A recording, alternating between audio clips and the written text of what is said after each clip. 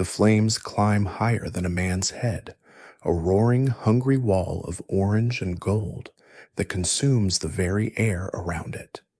A collective gasp, sharp and painful, ripples through the thousands gathered to watch, a sound like a breaking wave.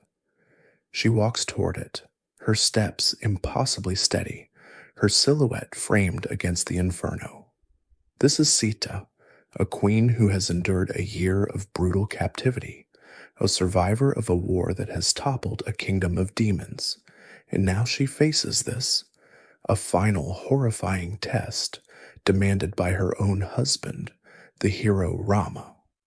His face is a mask of stone, betraying nothing, and it is this stillness that chills the soul more than the fire itself.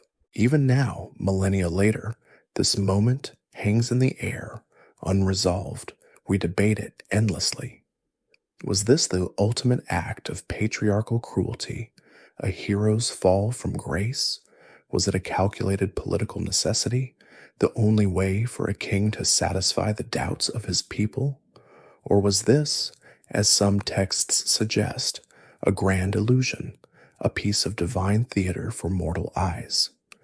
The questions remain because the trial of Sita forces us to confront the uncomfortable, messy truth that even our greatest stories of good and evil are rarely ever simple. To truly understand how they arrived at the edge of that terrible pyre, to see the man behind the stoic king and the woman behind the perfect wife, we have to travel back.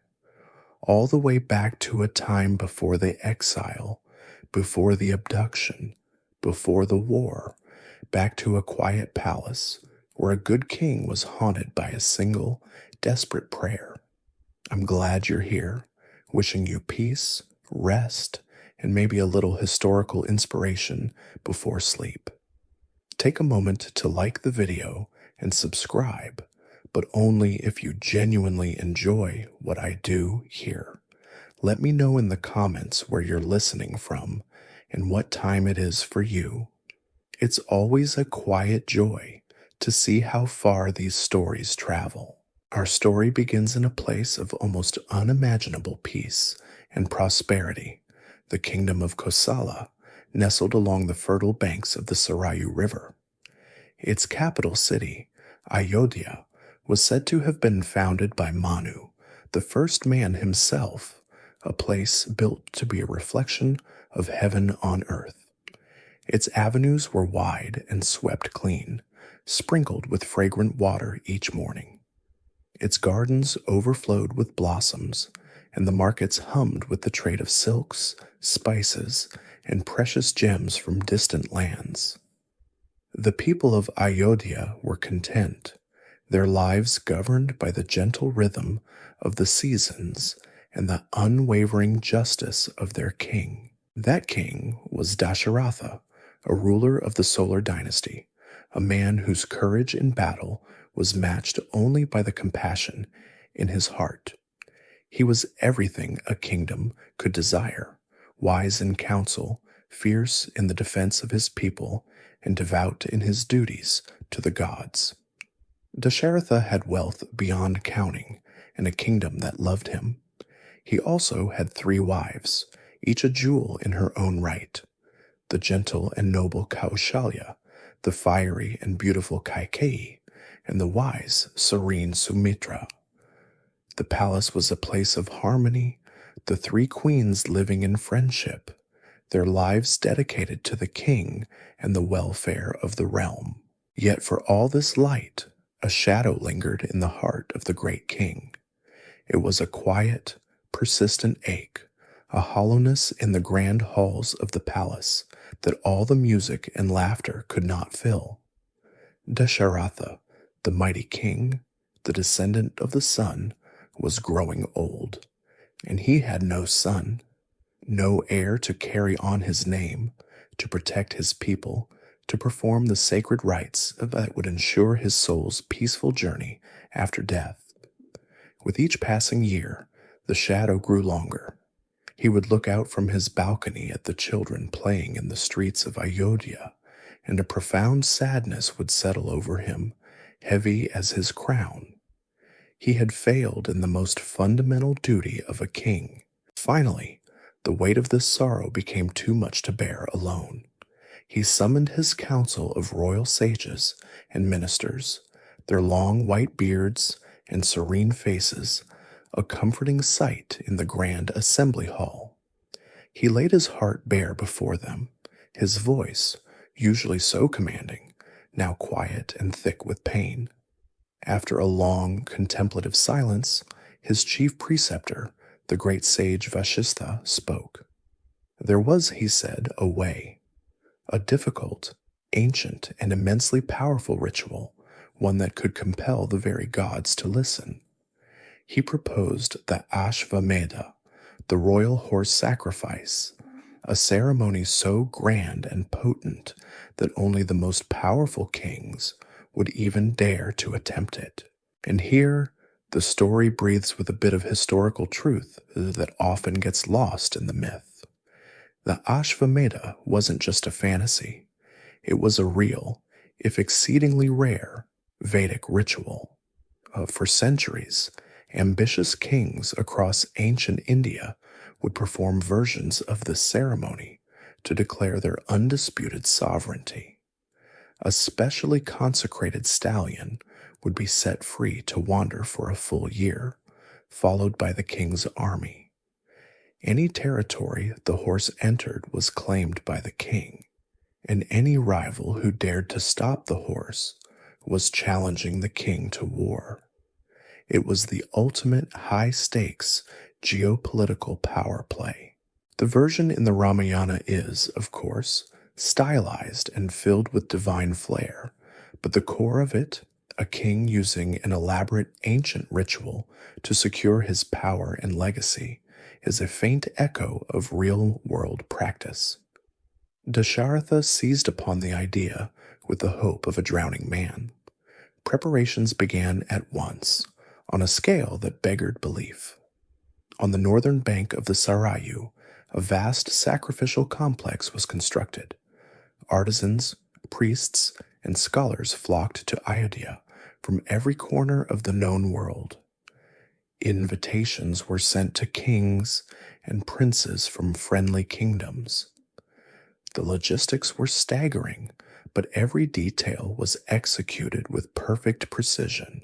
At the heart of it all was the chosen stallion, a magnificent white creature, consecrated and set free to begin its year-long journey. When the horse returned, unchallenged, the final and most sacred part of the ceremony could begin. The Putrakameshti Yagna, the sacrifice specifically aimed at procuring sons. For this, Dasharatha needed a priest of unique and unblemished power. He summoned the young sage Rishyasringa, a man who had grown up in total isolation in the forest, his spiritual energy pure and untainted by the world. As Rishyasringa chanted the ancient mantras, his voice rising and falling in a hypnotic rhythm that seemed to make the very air vibrate, Dasharatha and his 3 queens sat before the holy fires, their hearts pounding with a mixture of hope and fear. They poured offerings of ghee and sacred grains into the flames, watching the smoke curl towards the heavens, carrying their prayers.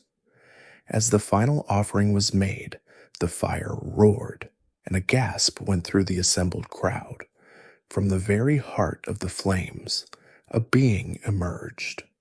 It was a magnificent figure, dark and radiant, clad in crimson robes, with a voice that sounded like thunder and a presence that radiated immense power. This divine messenger from the gods held a large golden vessel from which arose the most heavenly aroma. He addressed the king, his voice resonating with cosmic authority, telling him that the gods were pleased with his devotion. The vessel, he explained, contained a sacred pudding, a divine payasam, blessed by the gods themselves. "Give this to your worthy queens," the being commanded, "and you shall have the sons you desire." Before Dasharatha could even stammer his thanks, the divine being sank back into the fire and was gone, leaving behind only the lingering scent of paradise and a king whose hands trembled as he held the answer to his life's greatest sorrow. King Dasharatha walked back to the inner palace, the golden vessel held reverently in his hands. It wasn't the weight of the gold that made his steps so measured, but the sheer impossible weight of the future it contained. He entered the private chambers where his three queens awaited, their faces a mixture of awe and nervous anticipation. Here, in the quiet heart of his home, he had to perform a king's duty that was more delicate than any treaty or decree. He had to divide a miracle. With the careful wisdom of a loving husband, he gave the first and largest portion, a full half of the celestial payasam, to his senior queen, the gentle Kaushalya.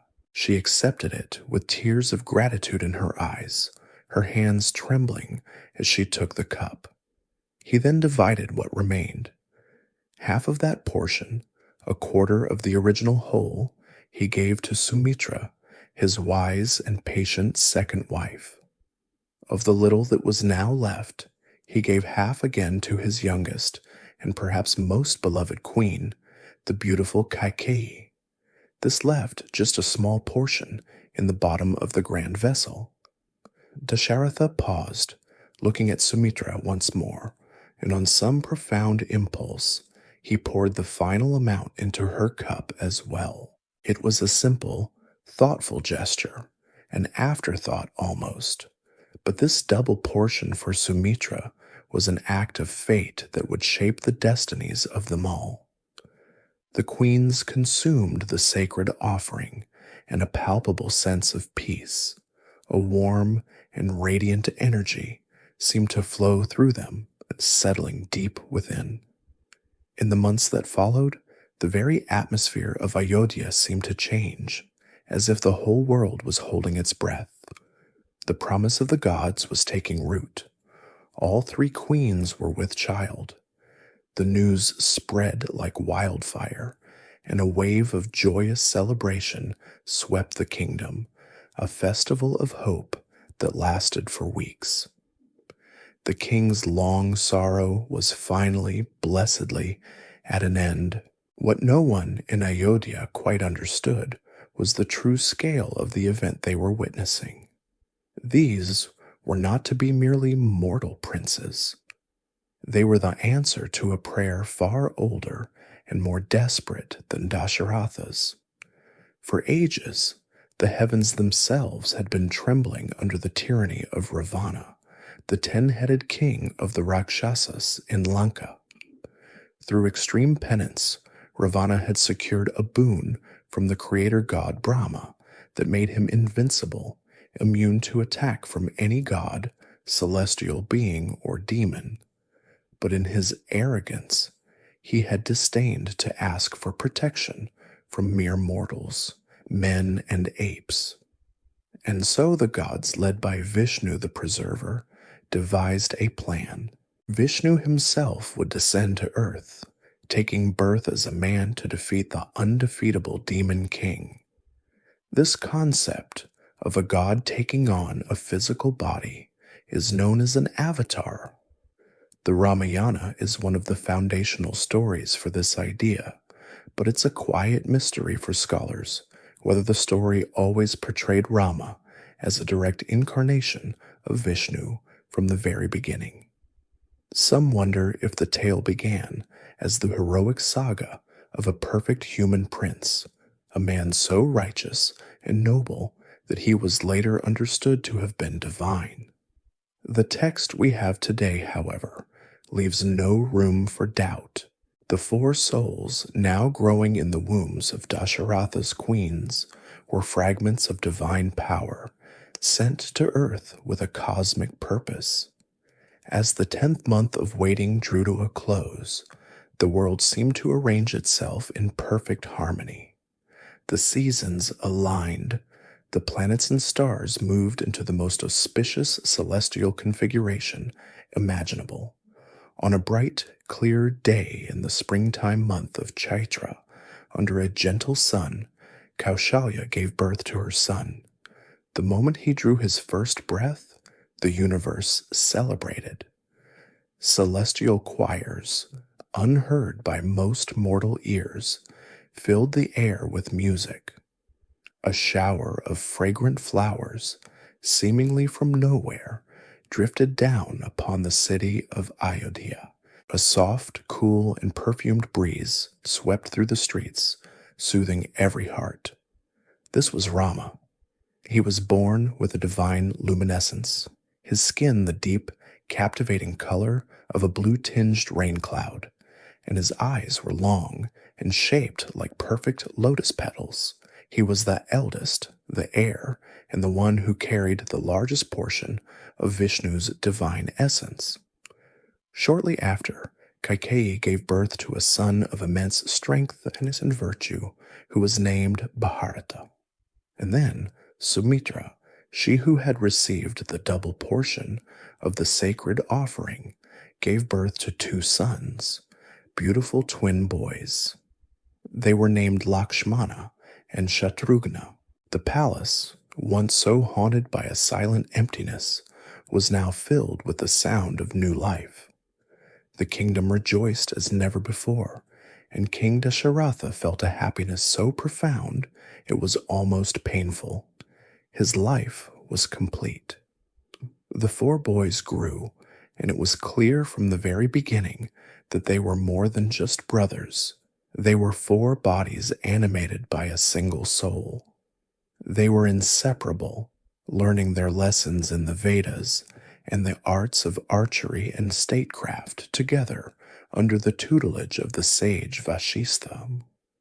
But even in this perfect unity, profound and particular bonds began to form. Lakshmana, from the moment he could walk, became Rama's shadow. His devotion to his eldest brother was absolute, a fierce and unwavering love that was the central pillar of his existence. He would not eat or sleep unless Rama had done so first. He saw himself not as a prince, but as the humble servant of a god. In the same way, the other twin, Shatrughna, dedicated himself completely to Bharata. They were perfect pairs, their loyalties absolute.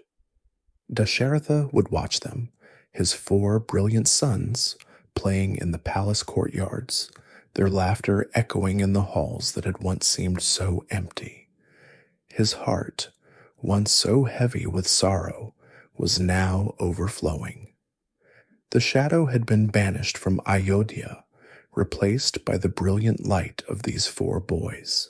It was a time of pure, uncomplicated joy. The old king believed his prayers had been answered, his life's purpose fulfilled. He could not have known that this was not an ending, but a beginning. The birth of these princes, an answer to a father's prayer, was also the first move in a great and terrible celestial game, and their laughter was the prelude to a story that would change the world forever. The years that followed were like a golden dream. Time in Ayodhya flowed gently, measured not by crises or conflicts, but by the steady, remarkable growth of the 4 princes. They blossomed from bright-eyed children into capable and virtuous young men, the pride of their father and the delight of the kingdom. They mastered the Vedas, the philosophies of statecraft, and the intricate laws of Dharma. Under the tutelage of the great Vashistha, they also became warriors of incredible skill. Yet even among these 4 brilliant souls, Rama shone with a unique light. By the age of 16, his grace was unmatched, his compassion boundless, and his skill with the bow was something spoken of in whispers of awe. He was serene, yet powerful, humble, yet possessed of a quiet, unshakable authority. Lakshmana, ever at his side, was his perfect complement, fiery, impulsive, and so fiercely devoted that he seemed to feel Rama's own thoughts and emotions as his own. King Dasharatha, watching his sons, felt a contentment so deep and complete he thought his heart might burst. His sorrow was a distant memory, his kingdom was at peace, and his future was secure in the hands of these perfect princes. The world was, for a time, utterly perfect, and then one day a tremor ran through that perfect world. The court guards announced the arrival of a visitor, and the name they spoke sent a shockwave of awe and apprehension through the assembly. The great Brahmarishi Vishvamitra had come. This was not just any wandering ascetic. Vishvamitra was a living legend, a man of terrifying power and an even more terrifying temper. He had been born a great king, a Kshatriya warrior, but through millennia of the most intense, world-shaking austerities imaginable, he had forced the gods themselves to recognize him as a Brahmarishi, a sage of the highest order, equal in status to the king's own preceptor, Vashistha. He was a man who operated on a cosmic scale, and his arrival at any court was never a simple social call. It meant that something of great importance was about to happen. The tall, gaunt sage strode into the hall, his ascetic's robes simple, but his eyes blazing with a spiritual fire that made even the bravest warriors uncomfortable. Dasharatha received him with all the honor and reverence due to his station, promising to grant any boon the great sage might ask. Vishvamitra did not waste time with pleasantries. He spoke of his hermitage, a place of peace and learning deep in the forest. It's worth remembering that these ashrams in ancient India were far more than just quiet places for meditation. They were the universities and research labs of their day, frontier outposts where science, philosophy, and sacred knowledge were preserved and advanced. They often pushed into wild, untamed lands, and this expansion of Vedic culture sometimes led to direct conflict with the indigenous tribes who already lived in those forests. It is a quiet hypothesis among some historians that many of the stories of sages being attacked by Rakshasas or demons might be a poetic retelling of these very real clashes over land and culture at the edges of the ancient Aryan world. Vishvamitra explained that his ashram was facing just such a demonic threat. He was performing a powerful yajna for the benefit of the world, but at the final crucial moment of the ritual, two Rakshasas named Maricha and Subahu would appear. They would fly over the sacred precinct, magically showering the holy fire with blood and flesh, utterly defiling it and undoing all his work. The sage explained that his vows prevented him from unleashing his own anger, which would destroy the demons in an instant, but ruin the purpose of the sacrifice. Therefore, he needed a warrior to stand guard and protect the ritual, and for this task, he had come to Dasharatha's court to claim the king's promise. "Give me your eldest son, Rama," the sage commanded, his voice echoing in the stunned silence of the hall. "I need him for 10 days. He alone has the valor to defeat these creatures." The king's perfect world shattered. He stared at Vishvamitra, uncomprehending. Rama? His Rama. The blood drained from his face. "My lord," he stammered, his voice trembling, "Rama is but a boy. He is not yet 16 years old. He has no experience of real warfare against such beings.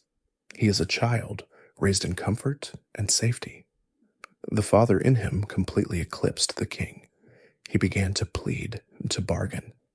Take my armies, take my entire kingdom's might. I myself will come, old as I am, and I will fight your demons for you. Ask for anything, my life, my kingdom, but not my Rama. I cannot bear to be separated from him, not even for a moment.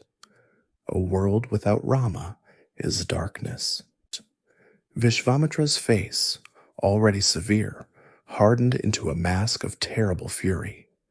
His body began to tremble, not with weakness, but with a rage so colossal it felt as if it might unmake creation itself. After making a sacred promise, you seek to go back on your word, he roared, his voice like cracking thunder. What a disgrace to your noble lineage. A king who lies is no king at all. I will return to my ashram, and you can live in this false peace with your oath-breaking family. The court was paralyzed with terror. Everyone knew the legends of Vishvamitra's anger. A curse from him could reduce a kingdom to ashes. Just as the sage turned to storm out, the wise old Vashista stepped forward, placing a calming hand on his king's shoulder. He spoke softly into Dasharatha's ear, his voice a steady anchor in the storm of fear and emotion. My king, he said, you know of Vishvamitra's greatness. Do not let your paternal love cloud your kingly duty. Your son is no ordinary boy, and this sage is a master of all weapons, earthly and divine. Under his protection, Rama will be safer than he is here in Ayodhya. This is Rama's destiny calling. Trust the sage. Trust your son. Let him go. Dasharatha looked from the furious sage to his wise counselor, his heart a battlefield of love and duty. With a sob of utter despair, he finally agonizingly relented. He summoned his sons. Rama came forward, his face serene, his eyes clear. He listened to the command and accepted his duty without a word of protest. At his side, Lakshmana immediately stepped forward too. Where my brother goes, I go, he declared, his hand already on the hilt of his sword. My life has no purpose apart from his service. I must be allowed to accompany him. Vishvamitra nodded, a faint smile touching his lips for the first time. The farewell was a portrait of grief. The queens wept openly, and Dasharatha held his sons in a final, crushing embrace. But the two princes were composed. They bowed to their parents, and then, without a backward glance, the two boys walked out of the palace gates, following the fiery sage into the vast, unknown world that awaited them. The world outside Ayodhya's gates was a revelation. For the first time, the princes walked on dusty roads, slept under a canopy of stars, and drank from cool, clear streams. The journey with Vishvamitra was no mere travel, it was an education. As they walked, the great sage, who knew the history of every rock and river, told them the stories of the land. He was transforming them from sheltered princes into men of the world. On the bank of the Sarayu River, he stopped. He decided the time had come for Rama's true training to begin. He initiated the prince into the knowledge of the Devastras, the celestial weapons of the gods. These were not mere physical weapons, but manifestations of divine power summoned by secret mantras. As Vishvamitra chanted, the weapons would appear before Rama as luminous ethereal beings, pledging their service to him. One by one they came, the weapons of fire, wind, water, and illusion, granting Rama an arsenal unlike any other on earth. Their path soon led them to a dark and terrifying forest, unnaturally silent and filled with a palpable sense of dread. This was the domain of Tataka, a fearsome Yaksha demoness of immense power who terrorized the entire region. Vishvamitra explained that before they could proceed to his hermitage, this forest had to be cleansed. Rama, raised on the code of a warrior, hesitated. To kill a woman, however monstrous, felt wrong, but the sage was firm. A ruler's duty, Rama, he said, his voice hard, is to protect the innocent from evil, regardless of its form. She is not a woman, she is a plague. Rama strung his bow, and with a single divinely guided arrow, he ended Tataka's reign of terror. The forest itself seemed to exhale, the oppressive darkness lifting as life and light returned to the blighted woods. It was Rama's first kill and a heavy, necessary step on his path to manhood. Finally, they arrived at the sage's hermitage, Siddhashrama, the abode of perfection. It was a tranquil oasis of peace and scholarly pursuit. For 5 days the princes watched as the sages began their great yajna. On the 6th day, as the rituals reached their crescendo, the sky darkened. With horrifying shrieks, Maricha and Subahu appeared overhead, their grotesque forms blotting out the sun. They began to hurl offal and blood towards the sacred fire. But this time, Rama and Lakshmana were ready. Acting with breathtaking speed, Rama drew his bow. He fired a wind weapon, the Manavastra, not to kill Maricha, but to hurl him, stunned and disoriented, 100 leagues away into the depths of the southern ocean. For Subahu, he used a weapon of fire, the Agnyastra, which consumed the demon in a flash, leaving nothing but ash. The skies cleared. The remaining demons fled in terror. The sacrifice was completed without interruption, and the sages rejoiced, their gratitude for the young princes boundless. Vishvamitra was immensely pleased. His mission was complete, but he felt that the prince's journey was not yet over. He told them of a great event happening in the nearby kingdom of Mithila, ruled by the philosopher king Janaka. The king had a daughter, Sita, a woman of divine beauty and virtue. She had not been born of a womb, but had been found by Janaka in a furrow as he plowed a field for a sacrifice. She was considered a child of Bhumi Devi, the earth goddess herself. To win her hand, suitors had to complete an impossible task. They had to lift, string, and draw the pinaka, the colossal bow of the great god Shiva, which had been kept in Janaka's family for generations. This contest, a svayamvara, was a common practice for royal marriages, but it's a fascinating window into ancient culture. While this was a trial of strength, the very idea of a bride choice ceremony, even a symbolic one, points to a value placed on the bride's agency.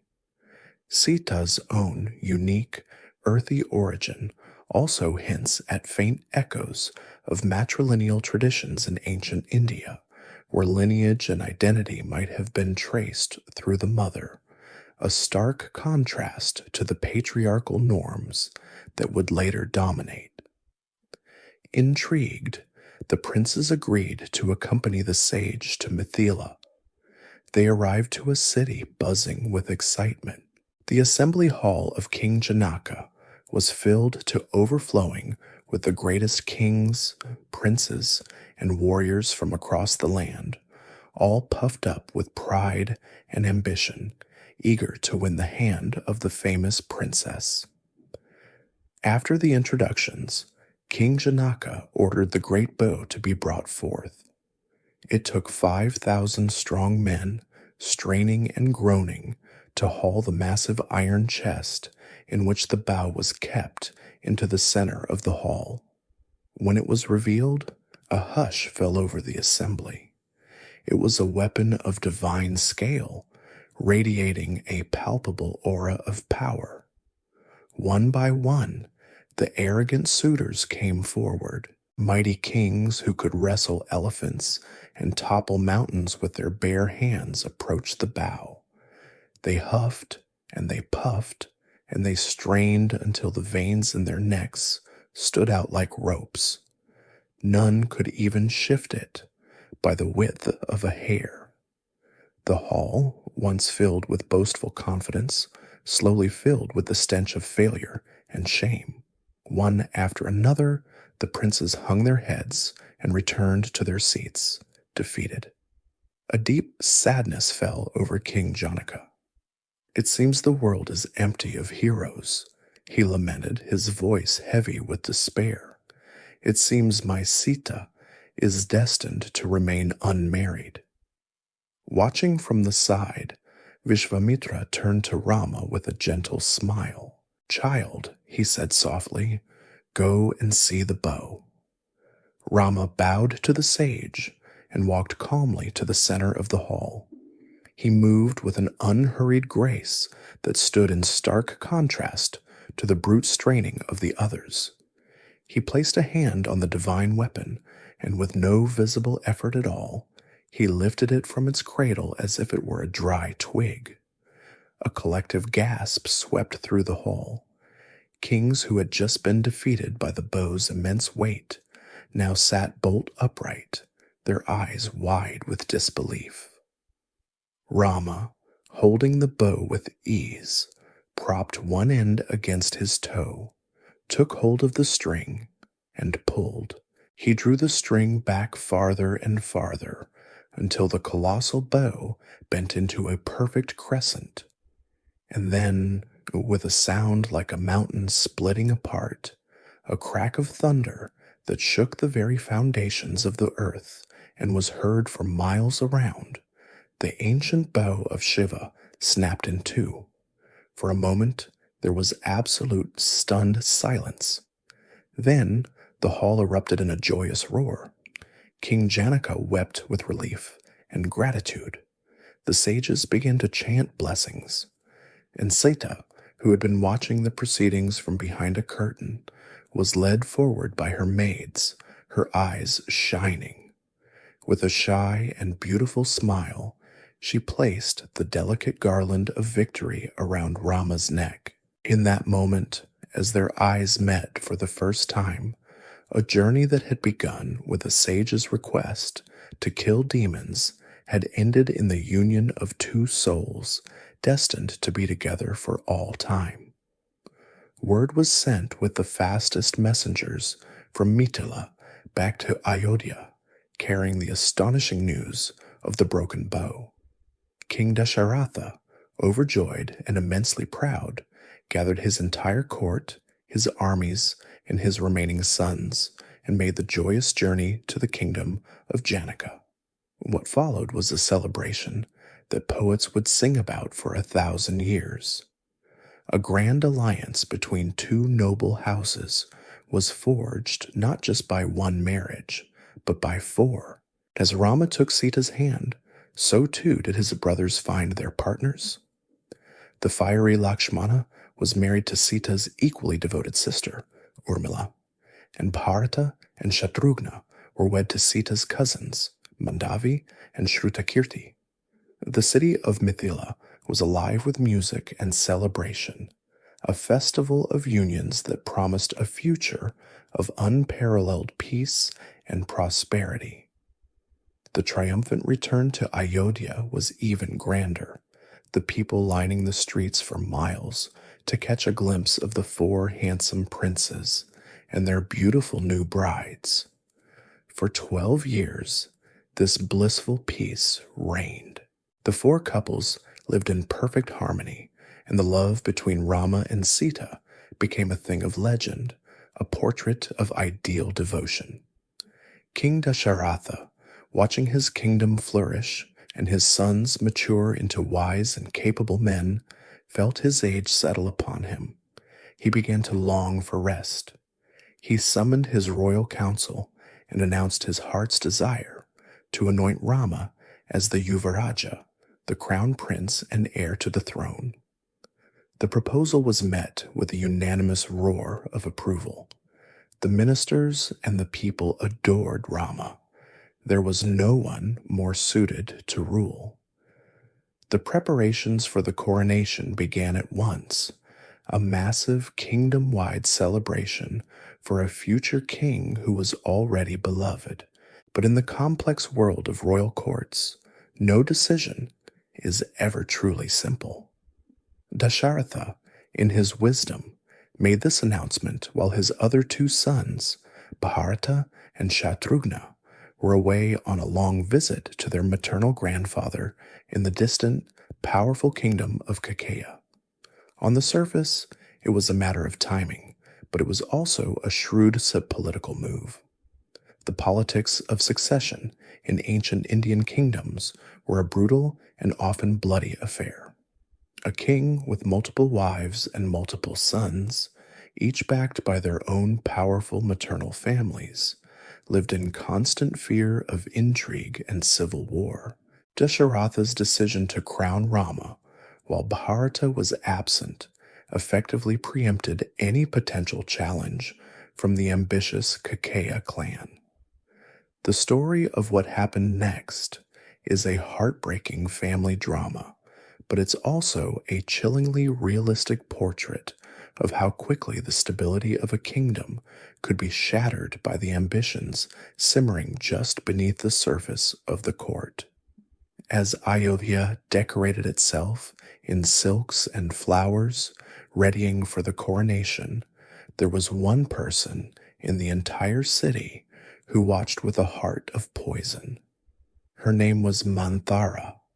She was Queen Kaikeyi's hunchbacked lady-in-waiting, a woman who had been with the queen since she was a child. Manthara was a professional grievance collector, a woman whose mind was a twisted repository of every perceived slight and imagined insult. She saw the celebration not as a joyous occasion, but as a personal defeat. She hobbled as fast as she could to Kaikeyi's chambers, her mind already spinning a web of fear and jealousy. She found the queen, Dasharatha's favorite wife, happily preparing gifts for Rama.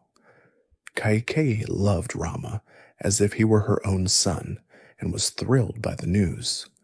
But Manthara began her insidious work. "You fool," she hissed, her voice a venomous whisper. "Can you not see the ruin that is before you? Once Rama is king, his mother Kaushalya will be the queen mother. She has always been jealous of you, of the king's favor. She will take her revenge.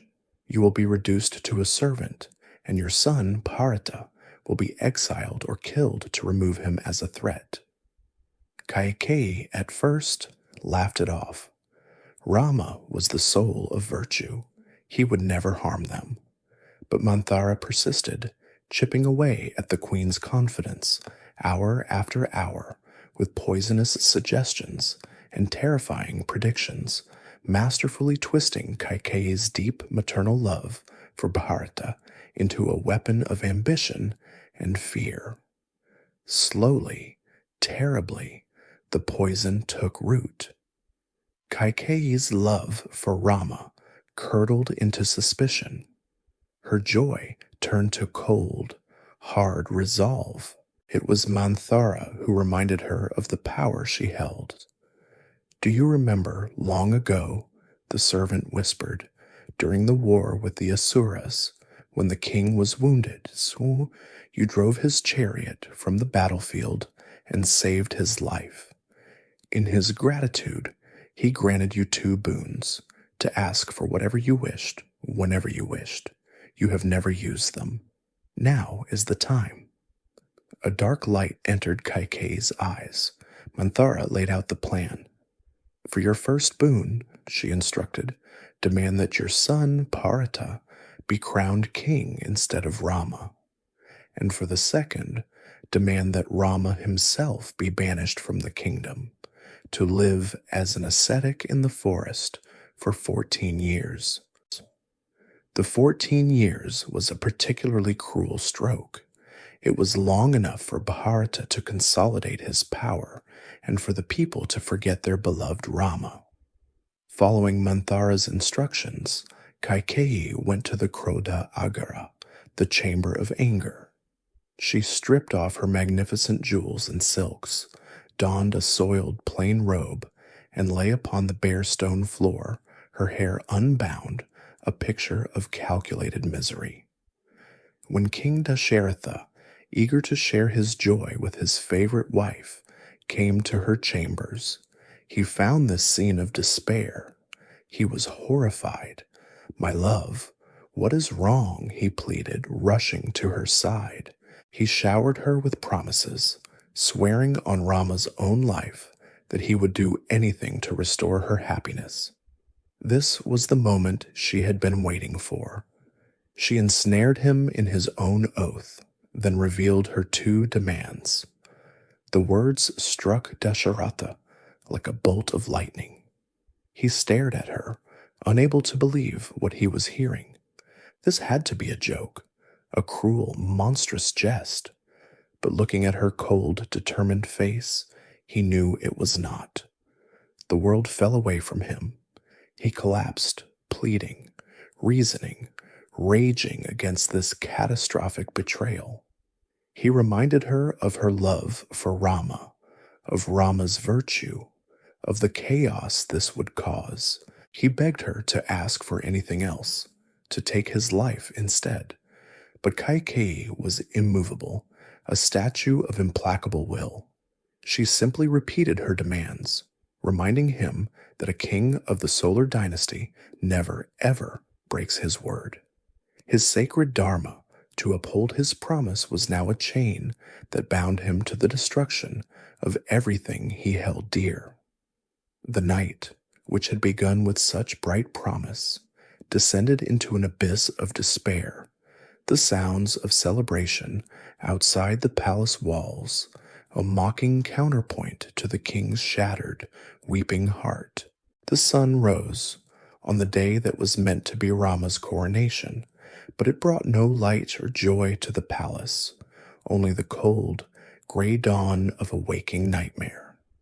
King Dasharatha remained where he had fallen, a broken man, speechless and drowning in a sea of his own grief. The chief minister, Sumantra, arrived to begin the day's ceremonies, but found the king in this wretched state and the triumphant Queen Kaikeyi standing guard. On her orders, he was sent to fetch Rama. Rama, serene and majestic, arrived ready for his anointing, expecting to see a joyous father. Instead, he found him collapsed and weeping, unable to even meet his eyes. Rama turned to Kaikeyi, his heart filled with a sudden, sharp anxiety. "Mother?" he asked, his voice calm but concerned. "Have I unknowingly done something to offend him? Why does my father not speak to me?" Kaikeyi, her face a mask of cold resolve, answered him directly without a trace of the affection she had shown him his entire life. She told him of the two boons the king had once granted her, and then, her voice flat and cruel, she delivered the devastating blow. "By the first boon," she said, "I have asked that my son Bharata be crowned king in your place, and by the second, that you be exiled from this kingdom for 14 years, to live in the Dandaka forest as a hermit, clothed in bark and matted hair.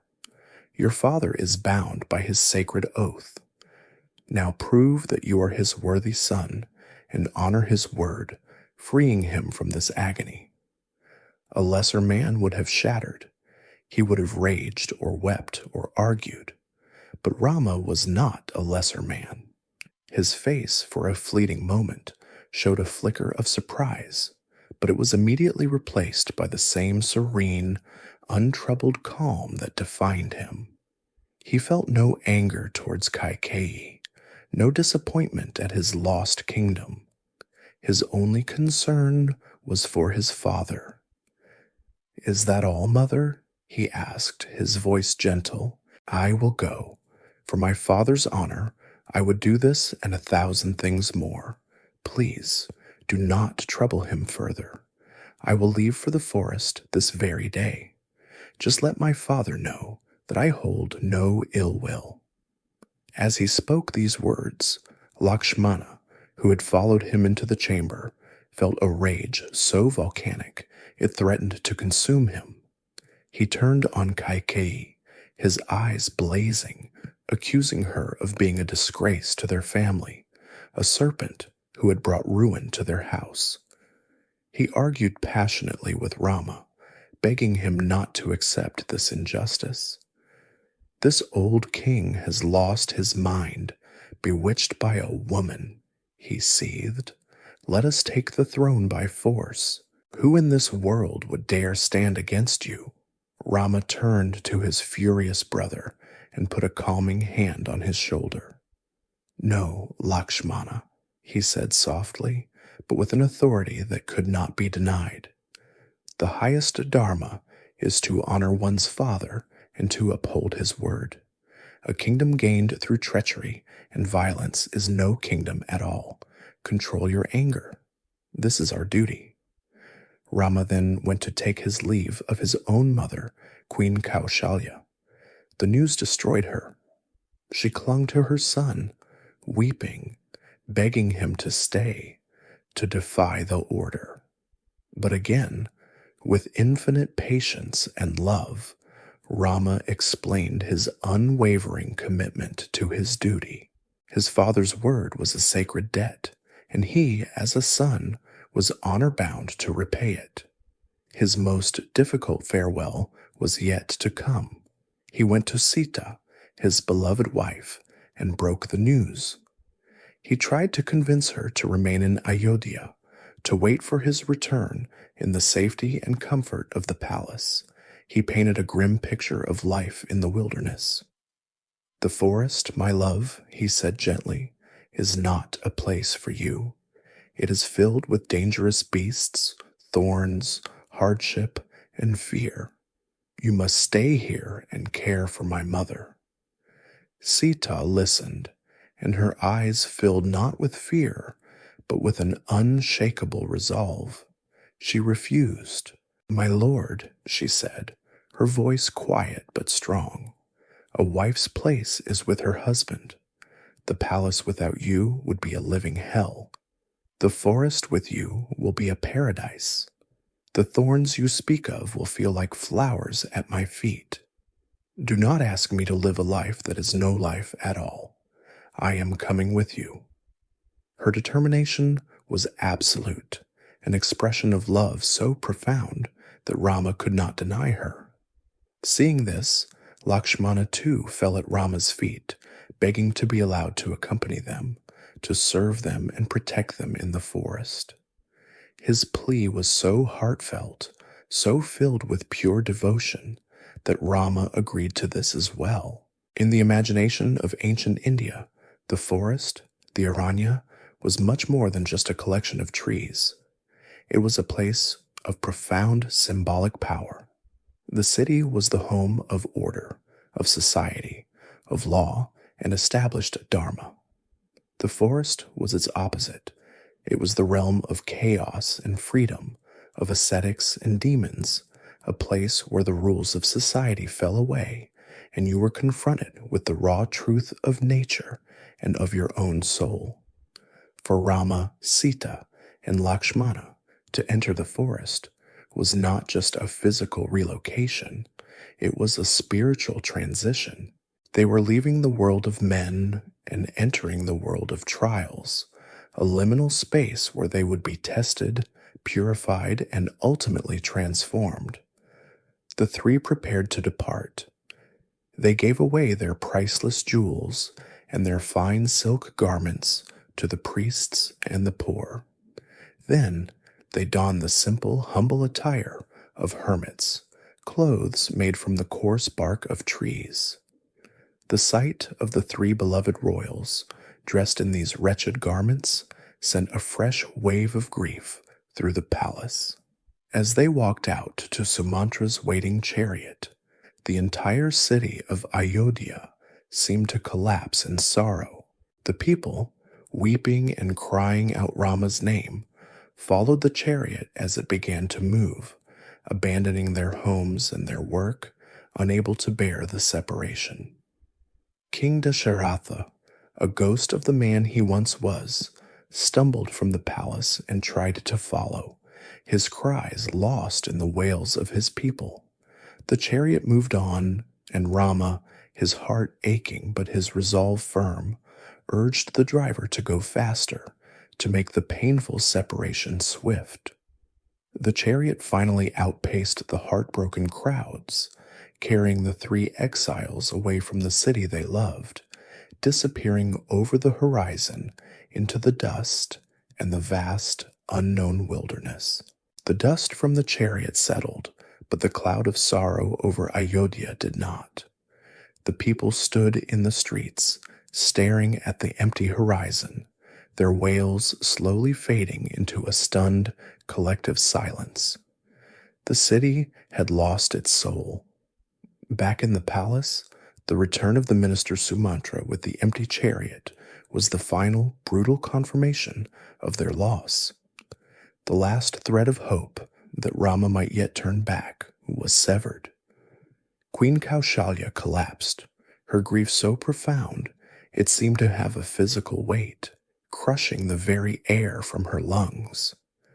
But the deepest, most silent agony belonged to the king. Dasharatha was taken to Kaushalya's chambers, but he was no longer truly there. He was adrift in a gray, timeless ocean of sorrow, refusing all food and comfort, his life force ebbing away with every breath.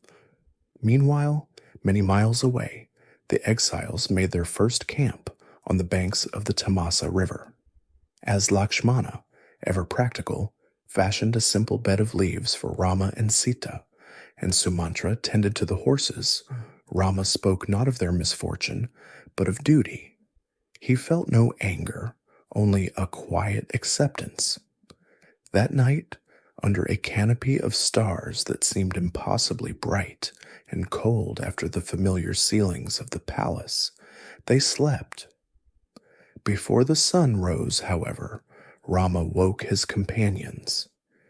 He knew the people of Ayodhya, in their love, might try to follow them. To spare them further pain, he instructed Sumantra to drive the chariot for some distance to lay a false trail, and then to return to the capital alone. The parting from the loyal old minister was heartbreaking. Sumantra wept, begging to be allowed to serve them in the forest, but Rama was firm. His duty was back in Ayodhya with the king. With a final, sorrowful look, Sumantra turned the chariot around, its empty form a symbol of the hollowed-out heart of the kingdom he was returning to. For 6 days, King Dasharatha lay fading. His life was now measured in memories, each one a fresh torment. He saw Rama's face as a baby, as a boy mastering the bow, as a young man standing tall after breaking the bow of Shiva. Every happy memory was now a dagger in his heart, twisting with the guilt of his own weakness, his own foolish promise. The death of a king from grief, or putra shoka, might seem like a purely personal tragedy, but in the moral universe of the epic, it was something more. It was the ultimate testament to the king's righteousness. Dasharatha's agony was proof of his immense love, and his refusal to break his promise, even at the cost of his own life and happiness, was the final, terrible validation of his commitment to Dharma. He was a man so bound by his word that the only escape was death. On the 6th night, as Kaushalya sat weeping by his side, the king's mind drifted back, unmoored from the present, to a dark event from his distant youth. His voice was a faint whisper, and he began a confession, a story he had carried like a poison in his soul for decades.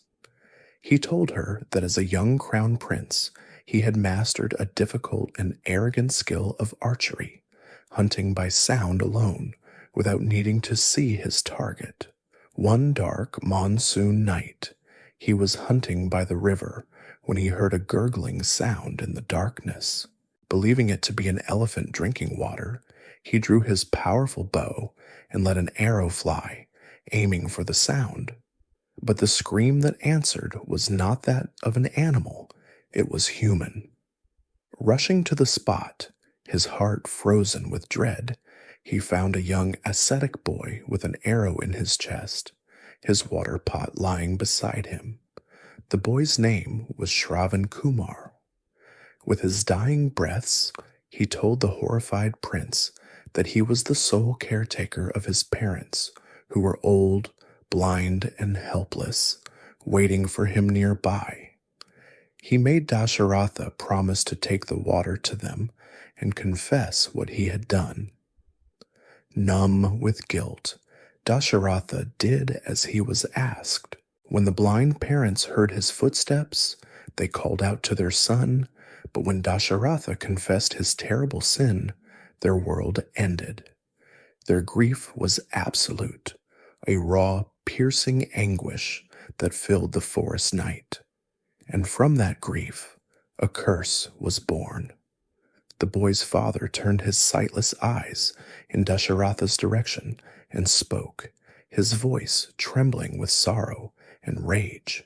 Just as we die today from the pain of separation from our only beloved son, he cried, so shall you, O king, one day die from the pain of separation from a son you love more than life itself. After uttering the curse, the old couple built a funeral pyre and gave up their own lives. As Dasharatha finished his story, a terrible clarity dawned in his fading eyes. The decades-old curse had finally found its moment. The karmic debt he had incurred that night was now being paid in full. His breath grew shallow. He began to murmur Rama's name over and over as if calling to a son who could no longer hear him. Rama, my Rama, Sita, Lakshmana. His eyes, which had been staring into the past, lost their focus. He called out his son's name one last time, a long, sighing whisper that carried all the love and sorrow a human heart could hold. And then he was silent. The great king Dasharatha of the solar dynasty, the lord of Ayodhya, was dead, his heart finally and completely broken. The palace, already shrouded in mourning, was plunged into a new, more profound darkness. The kingdom was now adrift, without a king, its true heir a wandering exile, and its future an uncertain void. In the dark, silent aftermath of the king's death, the palace was paralyzed by a grief that was heavy and suffocating. The great kingdom of Kosala was now a ship without a captain, adrift on a sea of sorrow. The royal council, led by the wise sage Vashistha, knew that this state of affairs could not last. The king's body was carefully preserved in a vessel of oil to await the final rites that only a son could perform, and the swiftest messengers were dispatched to the kingdom of Kakeya. Their instructions were simple and grim. Find Prince Bharata and Prince Shatrughna and tell them only that they are to return to Ayodhya at once. No other details were to be given. The full, crushing weight of the truth was too heavy to be carried by a mere messenger. The journey home was, for Bharata, a long and tormenting one. He was plagued by nightmares of a dark and terrifying nature. He dreamt of the ocean drying up, of the moon falling from the sky, and of his father, clad in black, sinking into a pit of filth. He woke each morning with a sense of dread so profound it made his heart ache. As his chariot drew near to the capital, the ominous feelings grew stronger. Ayodhya, the city he had left, buzzing with life and joy, was now unnervingly silent. The temples were empty, the markets deserted, the usual sounds of music, laughter, and commerce replaced by a heavy, unnatural stillness. It was a city holding its breath in mourning. Filled with a terrible anxiety, Bharata went straight to the palace, bypassing the main courts and heading for his mother's chambers, hoping to find answers. He found Kaikeyi waiting for him, and in a moment of stunning self-delusion, she believed he would be pleased with her work. She rose to greet him, a triumphant smile on her face, and told him the entire story as if she were recounting a great victory. She explained how she had cleverly used her boons to secure the throne for him, her favorite son, and how she had conveniently dispatched his only rival, Rama, to the forest for 14 long years. Then, as a final piece of news, she informed him that his father, King Dasharatha, unable to bear the separation from Rama, had died of a broken heart. The words fell into the silent room, and for a moment, Bharata could not process them. He stared at his mother, his mind reeling. Then the dam of his composure broke, and a torrent of grief and righteous fury erupted from him, so powerful and pure that Kaikeyi finally, truly understood the monstrousness of what she had done.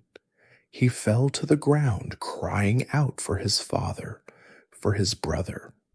When he rose, his eyes blazed with a fire that his mother had never seen. "Destroyer of our family," he roared, his voice cracking with anguish. "Murderess of your own husband. What have you done? You are no mother of mine. I disown you. I wish I had never been born from your womb." He condemned her ambition, her cruelty, her utter failure to understand the nature of his love for Rama. She had won him a kingdom, but in doing so, she had turned him into her most ardent enemy and stained his name with shame forever. Nearby, Shatrughna, hearing the commotion, was so overcome with rage that he seized the hunchbacked servant Manthara and would have killed her on the spot had Bharata not intervened, stating that she was still a woman, and to kill her would be a sin that Rama would never forgive. Bharata's reaction was more than just an emotional outburst. It was a profound statement of principle. In the world of the Ramayana, the concept of dharma is the central pillar of existence. It is the sacred law, the right way of living, the cosmic and social order. A king's dharma, in particular, is to rule with justice and righteousness. Bharata understood this in his very bones. He knew that a throne acquired through such a wicked, heartbreaking scheme was not a prize, but a curse. To accept it would be to validate his mother's treachery and become complicit in the sin that killed his father. His loyalty was not to his own ambition or even to his mother's wishes, but to a higher dharma, the dharma of the rightful line of succession and his unshakable love for his elder brother, who was in his eyes the only legitimate king. After the initial storm of his grief had passed, Bharata, with a heavy heart, performed the final funeral rites for his father. The entire kingdom mourned with him. Afterwards, he was summoned by the royal assembly. The ministers, including Vashistha, urged him to take the throne. They argued that it was his father's last command, issued by Kaikeyi, and that the kingdom could not remain leaderless. Bharata stood before them, his face etched with a resolve as hard as stone, and he refused. "This kingdom," he declared to the assembly, "belongs to Rama. He is the eldest, the most virtuous, the rightful king. I am his servant, not his replacement." He then announced his own plan, a course of action born not of ambition, but of penance. "I will not rule from this cursed throne," he said. "Instead, I will go to the forest. I will find my brother, I will fall at his feet and beg his forgiveness for the sin of my mother, and I will bring him back to Ayodhya to take his rightful place as our king." His decision was final. Preparations began immediately for a new kind of expedition. The army was mustered, the queens and ministers prepared to travel, and the citizens of Ayodhya, their hearts lifted by this display of noble love, readied themselves to follow. This was not an army marching to war, but an entire kingdom on a pilgrimage of atonement, setting out into the wilderness to find and restore its exiled heart. Bharata, the prince who had been given a kingdom he never wanted, was now leading his people on the greatest quest of all, the quest for Dharma. The great procession that departed from Ayodhya was a kingdom in motion, a river of humanity flowing into the wilderness on a current of hope. Their search was long, but guided by sages and forest dwellers, Bharata and his followers finally found the exiles living a peaceful, ascetic life on the beautiful hill of Chitrakuta. The reunion of the four brothers was a moment of profound, heart-wrenching emotion. Bharata fell at Rama's feet, weeping, begging him to forgive their mother's sin and return to the throne that was rightfully his. He explained that their father was dead, the kingdom was in mourning, and that he refused to rule a land gained through such treachery. Rama, his own eyes filled with tears, embraced his noble brother, but his resolve was like the mountain on which they stood. He gently but firmly refused. A promise was a promise. Their father's word was a sacred debt that must be paid in full. The 14 years, he explained, must be completed. Seeing that he could not sway his brother from the path of Dharma, Bharata made one last request. He asked for Rama's sandals. He would carry these back to Ayodhya and place them upon the empty throne, a symbol for all to see of where the true authority resided. He vowed to rule not as a king, but as a regent, a mere custodian, living as an ascetic himself in the nearby village of Nandagrama until his brother's return. With the matter of the kingdom thus settled, the years of exile began to pass in earnest. For nearly a decade, Rama, Sita, and Lakshmana wandered through the great Dandaka forest, moving from one hermitage to another, living in harmony with the sages and the rhythms of nature. They eventually settled in a place of exceptional beauty called Panchavati on the banks of the sacred Godavari River. Here, Lakshmana constructed a simple but elegant hermitage, and for a time they knew a profound peace. The quiet tranquility of their life, however, was about to be violently shattered. One day a creature came wandering through the forest. Her name was Shurpanaka, and she was a Rakshasi, a powerful demoness, and more dangerously, the sister of the mighty Ravana, the king of Lanka. She was a shapeshifter, crude and arrogant, accustomed to taking whatever she desired by force. When her eyes fell upon Rama, she was immediately consumed by an overwhelming lust. She had never seen a mortal so beautiful. In epic literature, the depiction of beings like Rakshasas is often more complex than simple good versus evil. While portrayed as monstrous, flesh-eating demons, it is a subject of scholarly debate whether the term was also used to describe and demonize real-world groups, such as rival kingdoms or indigenous forest tribes whose customs were alien to the Vedic culture of the heroes. The portrayal of Shurpanakha is a classic example of this othering. She is depicted as aggressive, hypersexual, and driven by base impulse, a perfect foil to the serene purity of Sita. Her story serves as a powerful catalyst for the plot, but it also reflects a cultural lens that often equated the foreign or untamed with the monstrous.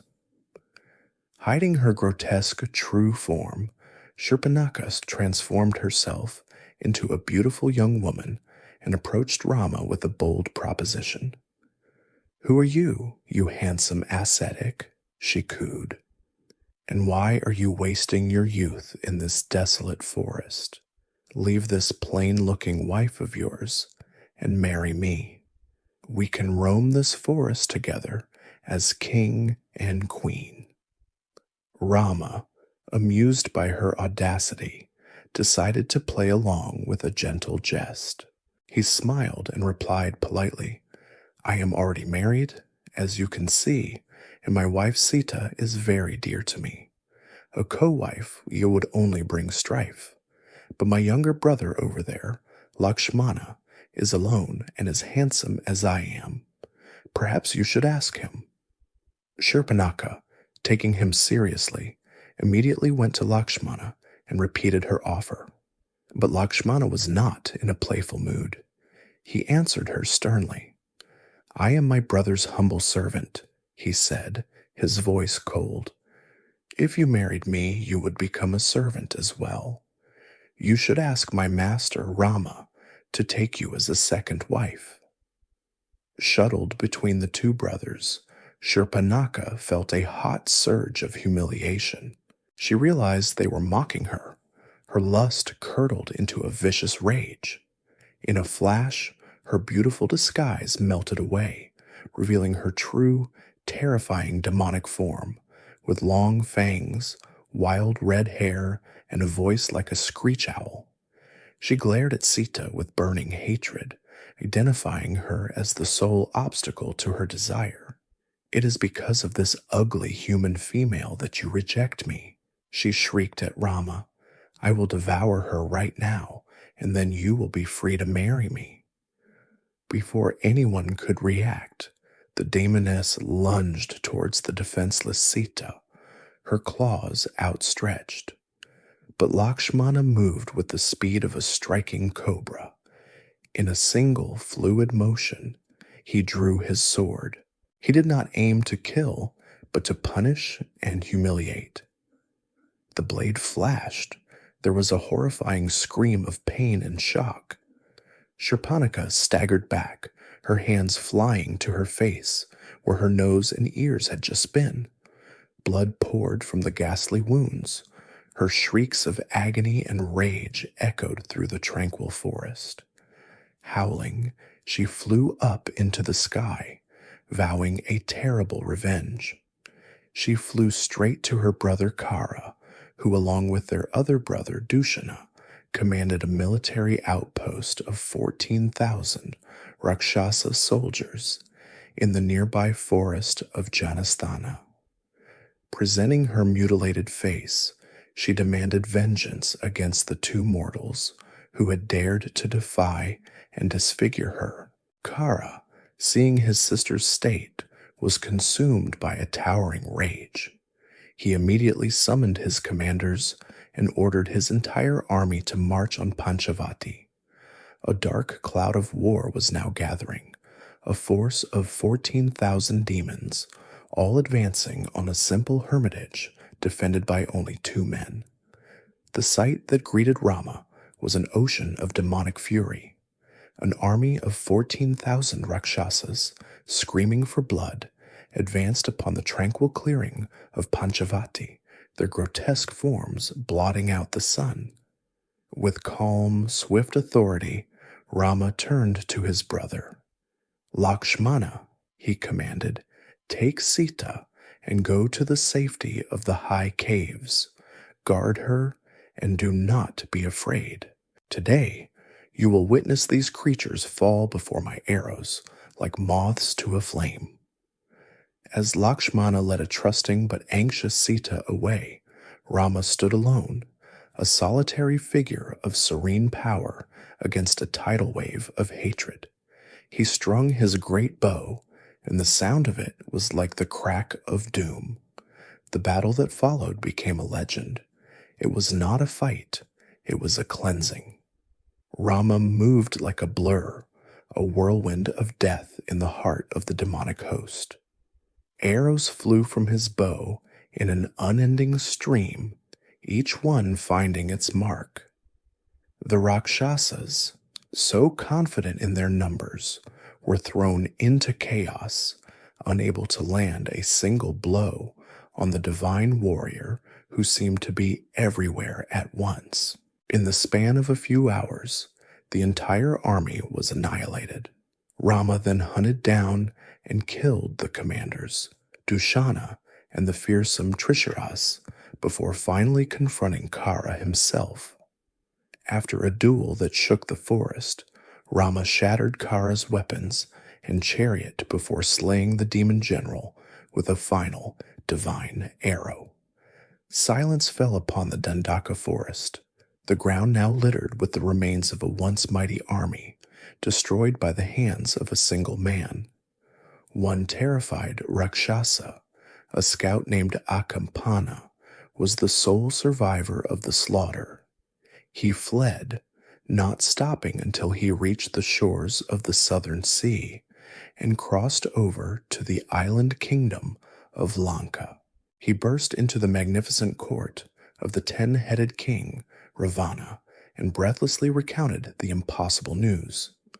Ravana, the terror of the three worlds, was first incredulous, then enraged. His pride was deeply wounded. Akampana, seeing his master's fury, planted a seed of poison. He told Ravana that Rama, while invincible in battle, had a weakness. His wife, Sita, a woman of such otherworldly beauty that she was a jewel worthy of Ravana's palace. "If you abduct Sita," the scout whispered, "Rama will surely die of a broken heart." Ravana, his lust and vanity piqued, seized upon the idea. But he knew a direct confrontation was foolish. He needed a trick, a master of illusion, and he knew just who to call upon: Maricha. You might remember him as the demon Rama had non-lethally dispatched into the ocean years ago at Vishvamitra's request. Ravana's aerial chariot, drawn by mules with the heads of ghouls, flew across the sea to Maricha's remote ashram. The journey itself is part of a grand, mythic geography that people have tried to map for centuries. Panchavati, the site of the battle, is traditionally identified with the modern city of Nashik in India, while Lanka is, of course, identified with Sri Lanka.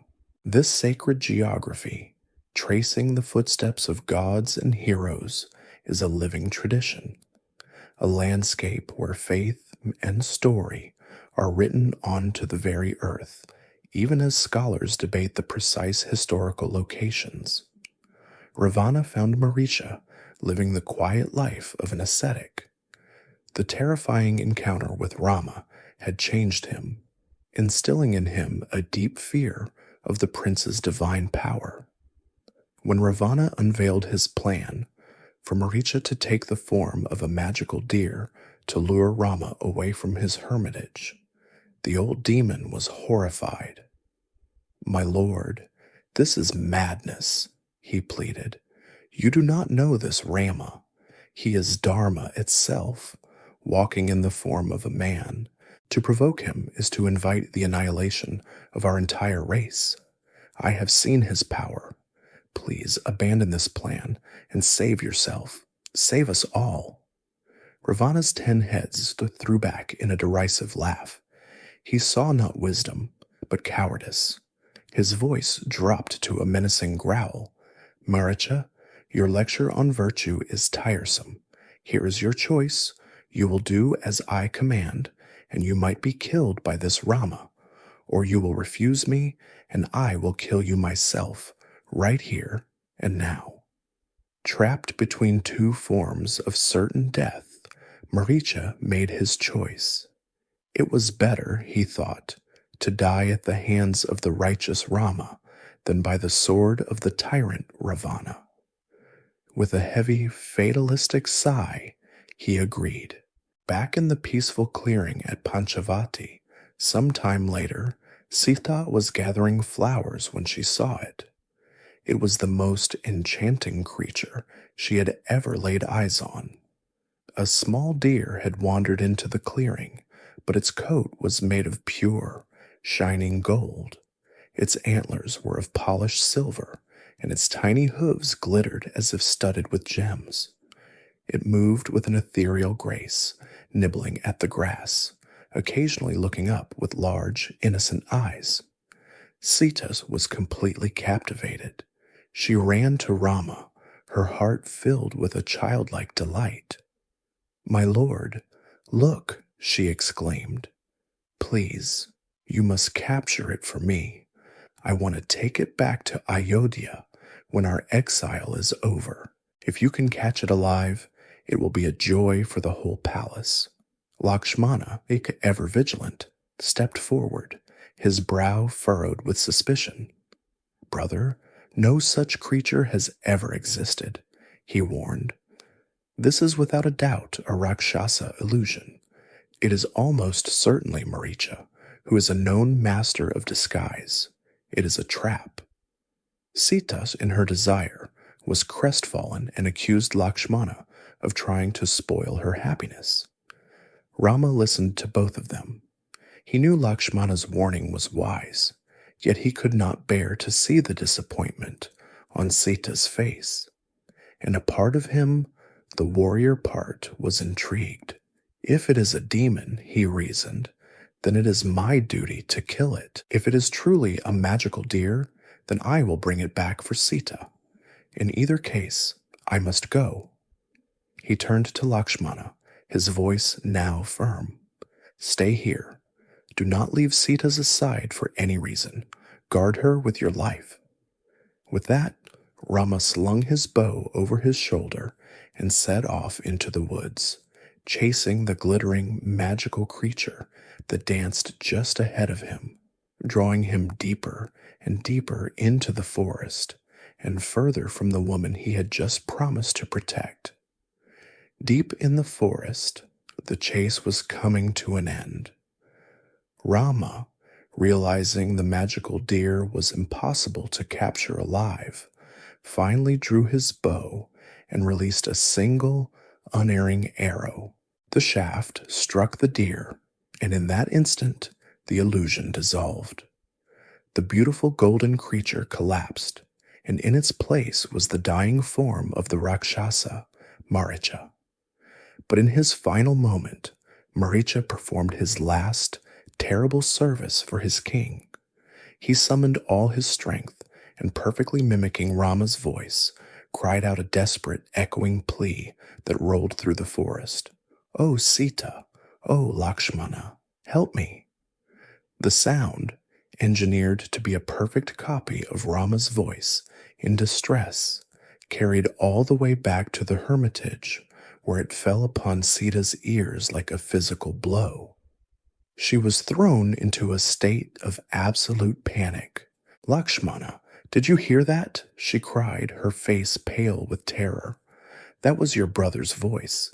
He is in danger. Go to him, quickly. He needs you." Lakshmana, however, remained calm, his hand resting on his sword. He knew his brother's power. He knew no creature in existence could truly harm Rama. "Noble lady," he said, trying to soothe her, "do not be afraid. This is a trick. It is the voice of the demon we suspected all along, trying to lure us into a trap. Rama cannot be defeated. He explicitly ordered me to stay here and protect you, and I will not disobey him." But Sita, her mind clouded by fear, could not hear his reason. Her desperation curdled into a terrible, unjust suspicion. If Lakshmana would not go, there could be only one horrifying reason. Her eyes narrowed, and she lashed out at him with words that were sharper than any blade. "You're a monster," she accused, her voice trembling with a mixture of fear and fury. "A traitor to your own brother. Have you been secretly desiring me all along? Is that it? Are you hoping for Rama to die so that you can claim me for yourself?" The accusation struck Lakshmana with the force of a thunderbolt. He stared at her, his face a mask of shock and profound pain. That she, of all people, could believe him capable of such a wicked betrayal wounded him to his very soul. Her words made his position impossible. To stay now would be to lend credence to her monstrous claim. To go would be to disobey a direct command and leave her vulnerable. Heartbroken, he chose the path that would preserve his honor, even at the cost of his duty. "I will go then," he said, his voice heavy with a sorrow she could not comprehend. "Since you, my mother, see me in this way, may the spirits of this forest protect you." Before he left, he drew a line in the earth with the tip of his arrow, encircling the entrance to the cottage. This was the Lakshmana Rekha, a line of protection. "Do not," he commanded, his voice filled with a final, desperate plea. "Step beyond this line for any reason. Stay within its bounds, and you will be safe." With that, he turned and plunged into the forest in the direction of the cry, his heart heavier than it had ever been in his life. The moment he was gone, the trap was sprung. An old, wizened holy man, a sannyasi with a gentle face and clothes of saffron, appeared at the edge of the clearing.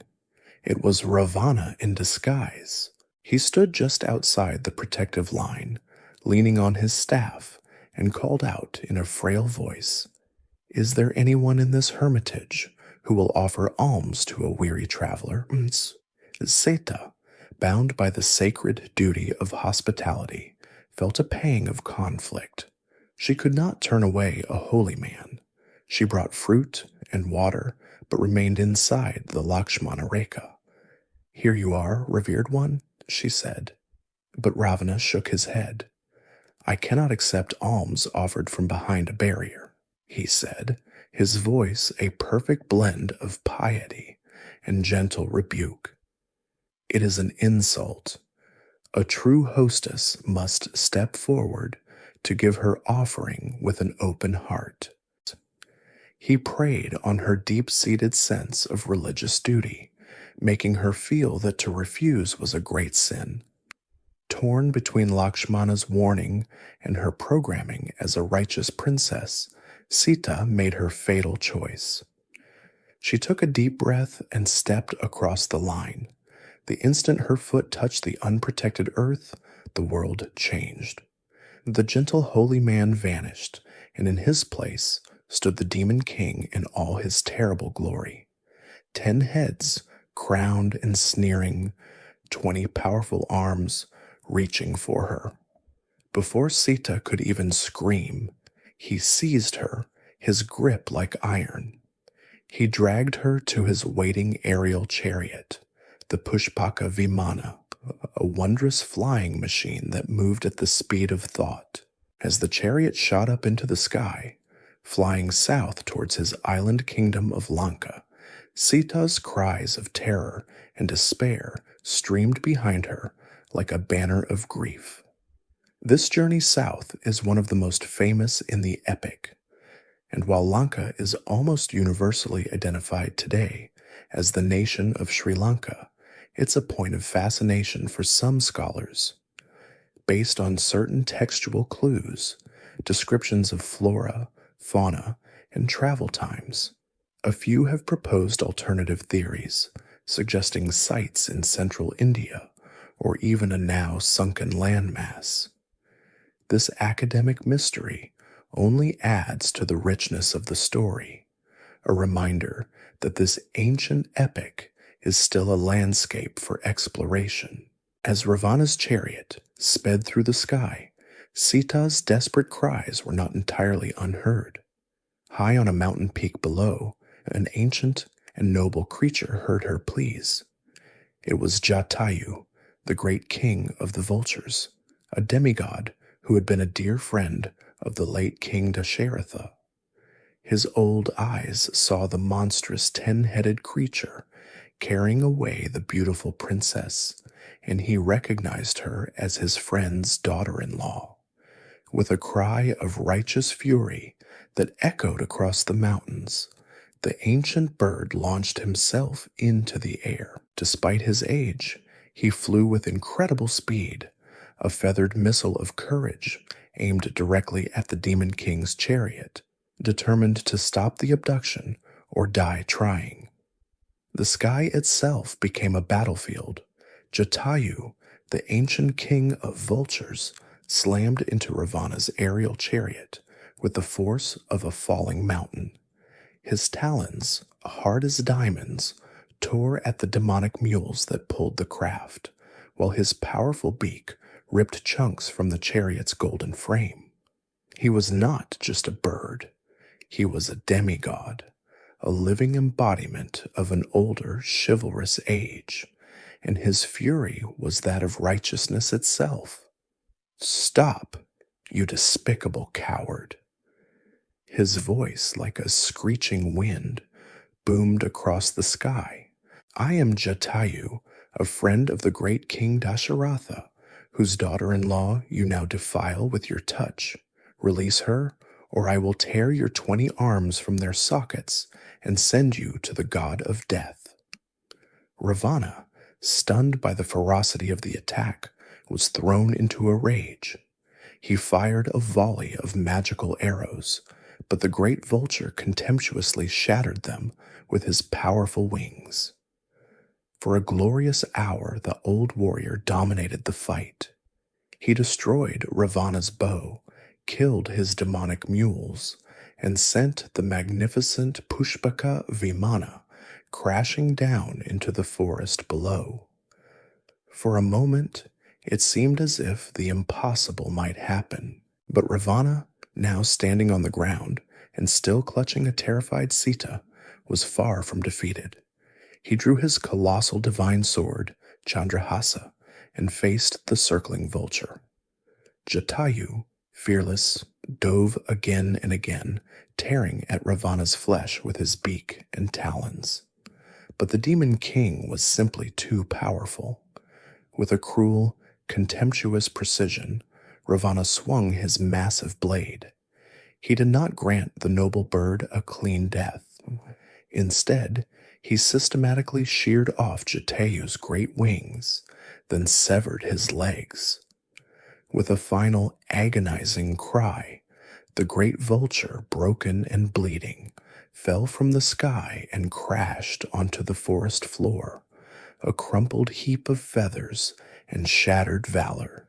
Ravana laughed, a sound of pure evil, and once more took to the sky under his own power, dragging the weeping Sita with him.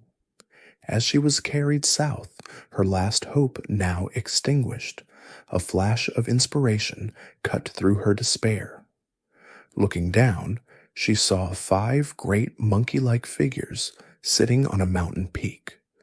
With trembling hands, she quickly tore a piece from her yellow silk sari, bundled her ankle bells and other jewels inside it, and let the small package fall from the sky, praying it would be found and serve as a clue to her fate. Meanwhile, back in the forest, Lakshmana, his heart heavy with dread, finally found Rama. The chase had been long and fruitless. Rama was unharmed, but when he saw Lakshmana alone, his relief instantly vanished, replaced by a cold, terrible fear. "Lakshmana, why did you leave her?" he demanded, his voice sharp with anger. "Did you not know it was a trick?" With his heart still aching from Sita's cruel words, Lakshmana recounted the entire horrible exchange. Sita's panic, her refusal to listen to reason, and the unbearable accusation she had leveled against him.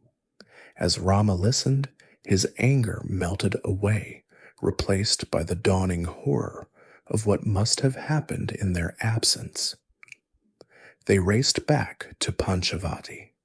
The hermitage was silent, eerily silent. The flowers Sita had been gathering were scattered on the ground. The fire pit was cold. There was no sign of a struggle, no sign of a beast, no sign of anything at all. She was simply gone.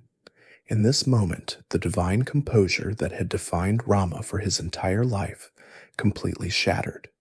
He was no longer an avatar, a god in human form. He was a husband whose beloved wife had been stolen from him. A raw human cry of pure anguish was torn from his throat. He ran through the forest like a madman, his voice choked with sobs, asking the trees, the river, the mountains if they had seen his Sita. He threatened to unmake the entire universe, to burn the heavens and dry the oceans, if they did not return his love to him.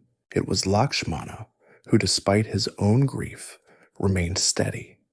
He gently consoled his brother, reminding him of their duty, urging him not to give in to a despair that would render them helpless. The animals and birds of the epics are rarely just creatures. They are often powerful symbols and active participants in the cosmic struggle between dharma and adharma. Jatayu is perhaps the greatest of these. He represents the honor and duty of his generation, a direct link to the righteousness of King Dasharatha. His sacrifice is not just the death of a bird. It is a statement that all of nature, all that is good and noble in the world, stands with Rama and against the chaos of Ravana. As the brothers began to search the area, their despair slowly forging into a grim resolve, they stumbled upon a trail of carnage, a shattered celestial bow, the pieces of a golden chariot, and the bodies of demonic creatures. And nearby, lying under a tree, they found him, a colossal vulture, drenched in blood, his wings severed, breathing his last. Thinking this monstrous creature was the one who had devoured Sita, Rama raised his bow to deliver a final vengeful arrow. But the dying bird spoke, his voice a faint gurgling whisper. "Do not kill me, noble prince," he gasped. "I am Jatayu, a friend of your great father." Rama lowered his bow, his heart lurching. He and Lakshmana knelt by the side of the dying hero. With his last ounces of strength, Jatayu told them everything. He described how he had fought to save Sita, and how she had been abducted by the 10-headed king of the Rakshasas, Ravana, who was carrying her south towards his kingdom in Lanka. "Go south," he urged them. "You will find her, and you will have your revenge." Having delivered this final message, his life's purpose complete, the great and noble Jatayu closed his eyes and died in Rama's arms. Rama, his heart breaking with a new kind of grief, cradled the body of the bird who had died for his wife, and wept. He and Lakshmana performed the final funeral rites for the great vulture with all the love and reverence they would have given their own father. The pyre burned, but from its ashes rose a new resolve. Their blind panic was gone, replaced by a cold, clear purpose.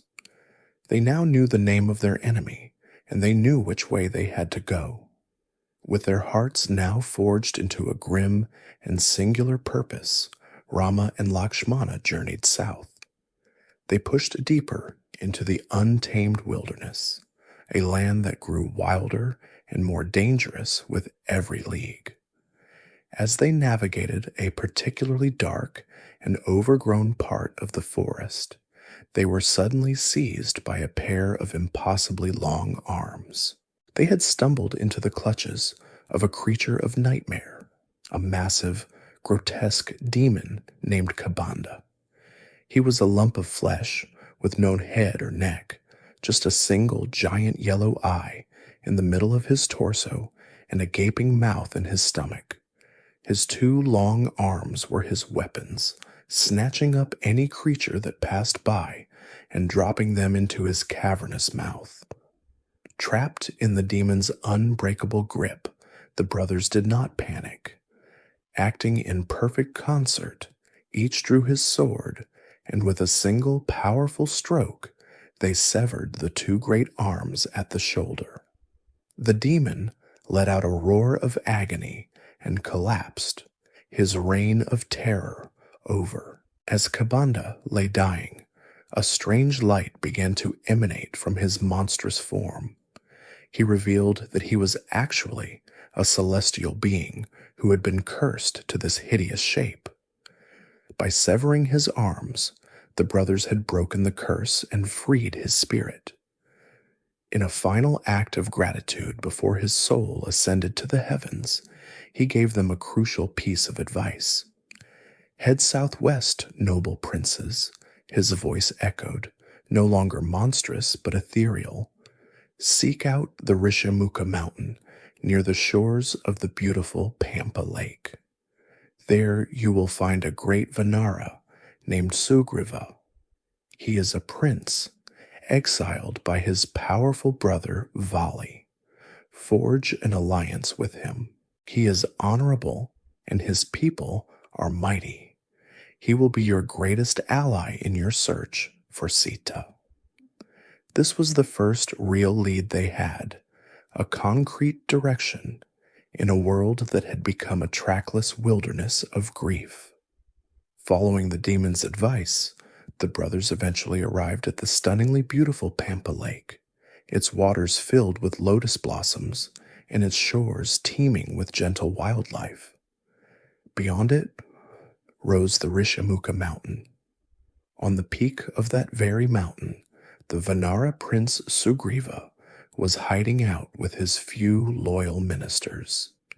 He saw the two godlike ascetics, armed with magnificent bows, approaching his mountain, and his heart was seized with paranoia.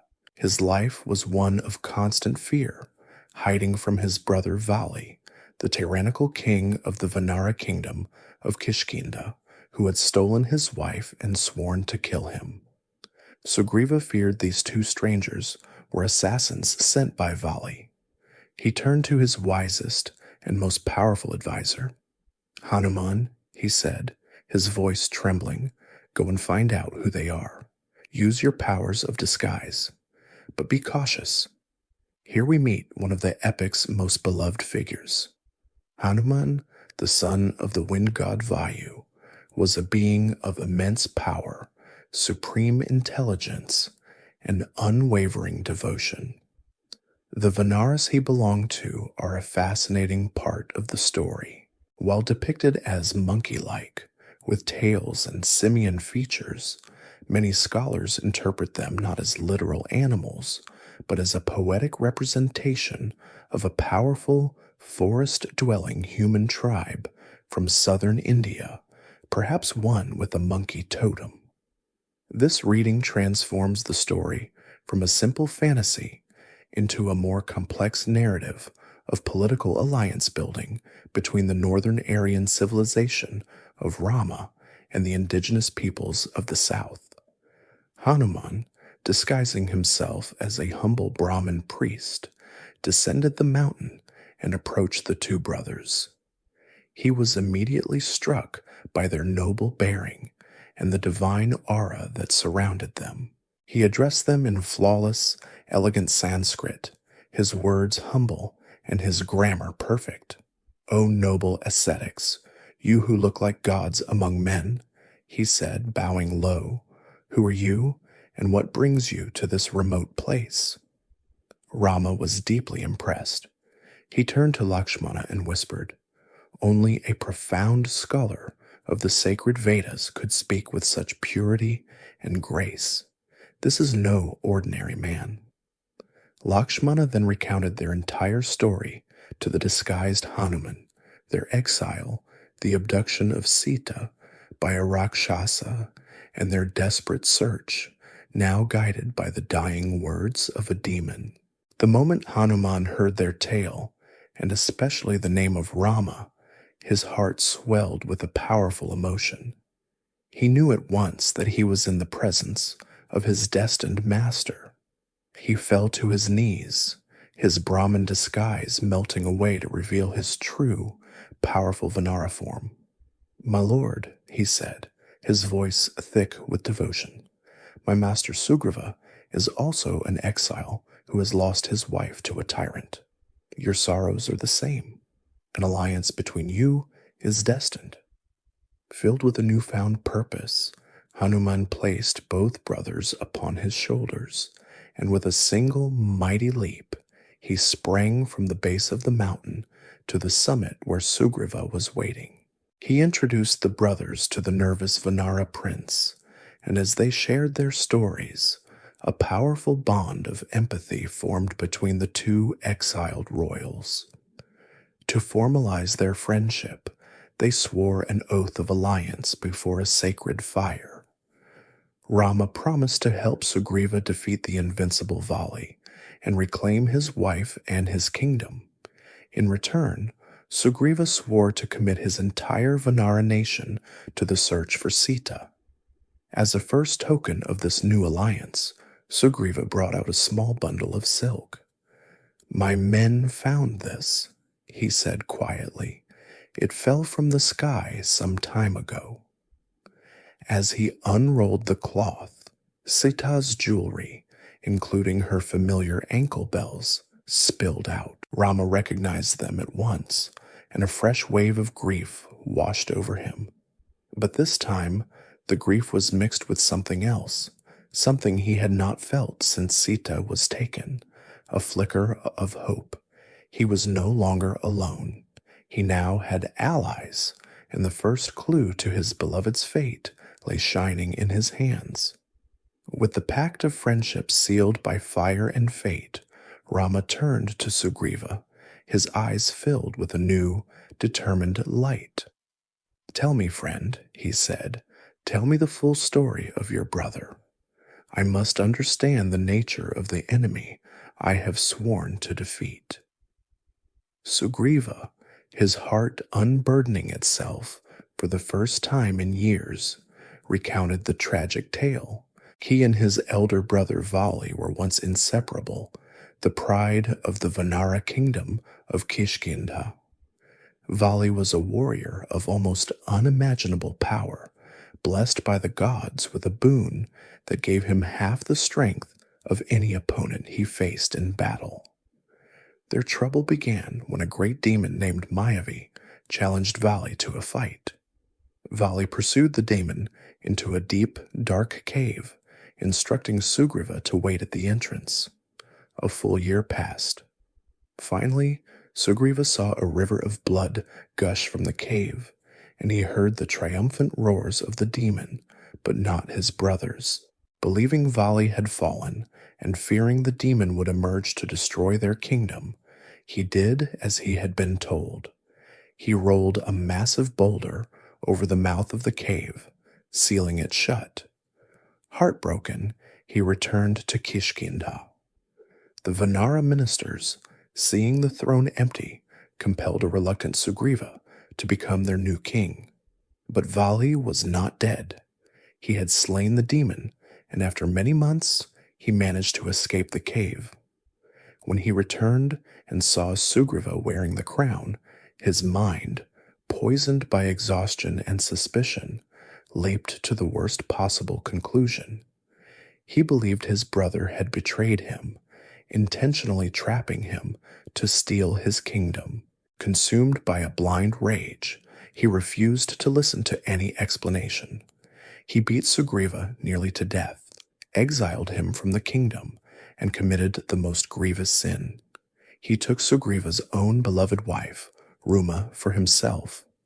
Sugriva had been living as a hunted fugitive ever since, finding refuge only on the Rishimuka mountain, a place Vali could not set foot due to an ancient curse.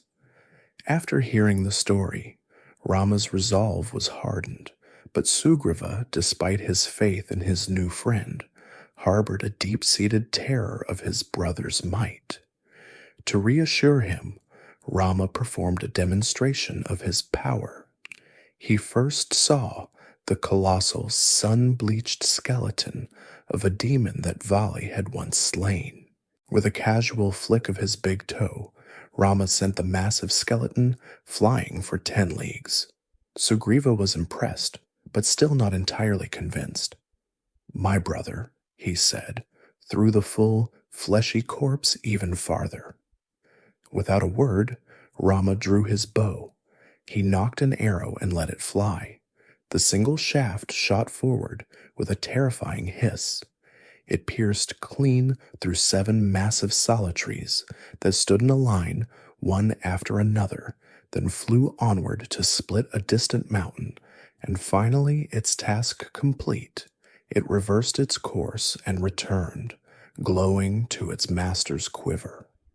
All of Sugriva's doubts vanished in a flash of awe. He fell at Rama's feet, utterly convinced he was in the presence of a god. The plan was made.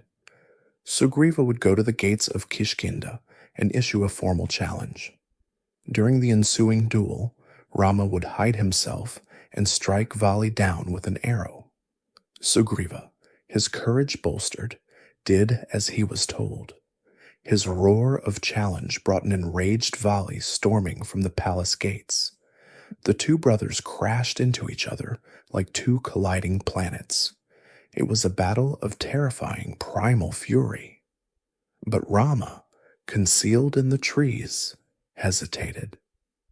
The 2 brothers were identical in every way.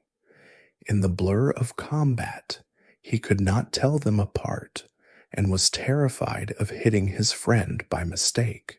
Sugriva, overpowered, was brutally beaten and barely managed to escape with his life. He fled back to Rama, bleeding and feeling utterly betrayed.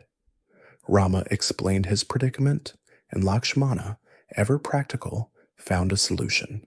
He placed a garland of fragrant flowers around Sugriva's neck to serve as a clear identifier.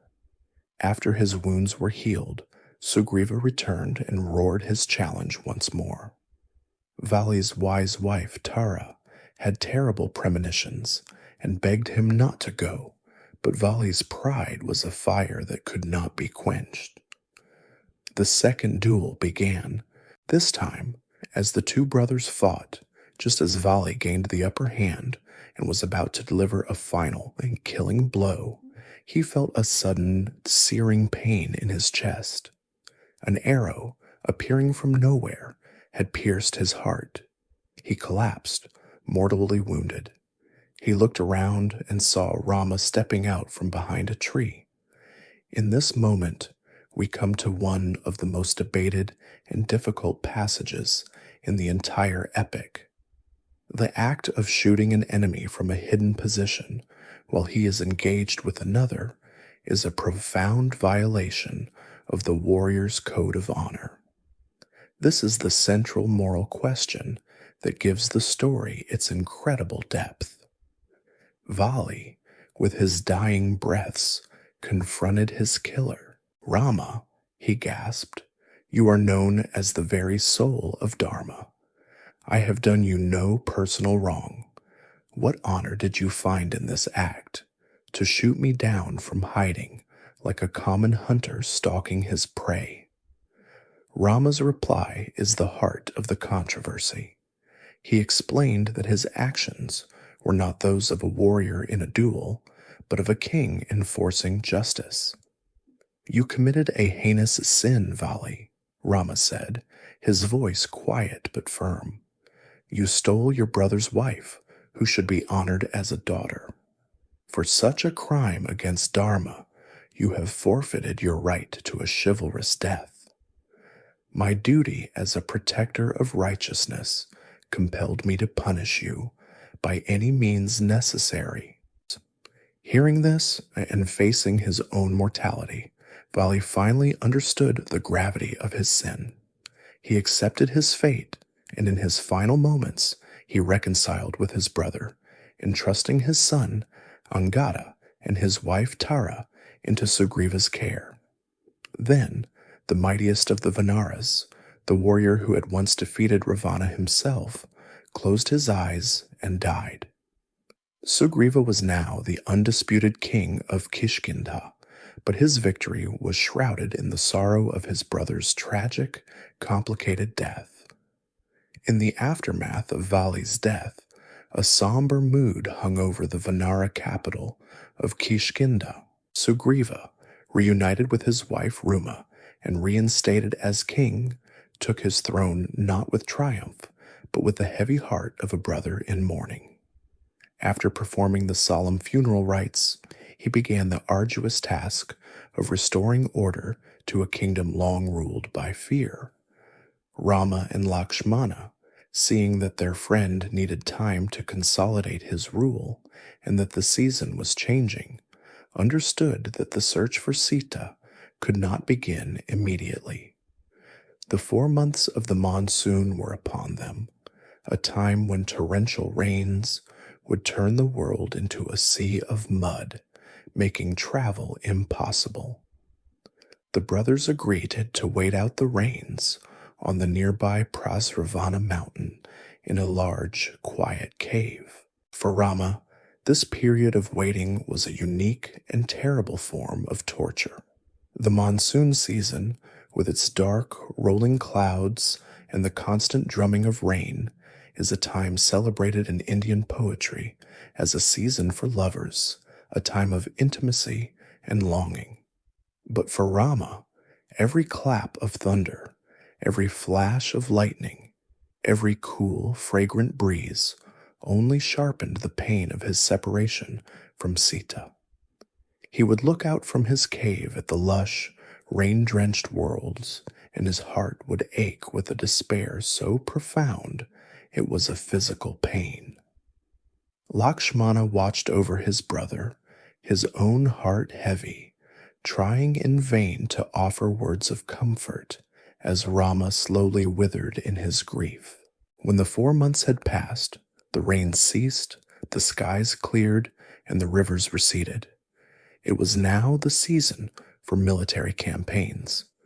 But from Kishkinda, there was only silence. Sugriva, after years of deprivation and terror, had plunged headfirst into the pleasures of his reclaimed kingship. Surrounded by luxury and lost in revelry, he had, for a time, forgotten his sacred promise to Rama. Rama's sorrow, which had been a quiet, smoldering fire all through the monsoon, now erupted into a cold, righteous fury. He turned to Lakshmana, his eyes blazing with a divine anger that had not been seen since the day of Sita's abduction. "That ungrateful king," he said, his voice dangerously calm, "is so absorbed in base pleasures that he forgets his friends and his duty. Go to him, Lakshmana. Remind him of the arrow that killed Vali. It is not yet spent. Warn him that if he does not honor his vow, the path that Vali took to the abode of death is still open."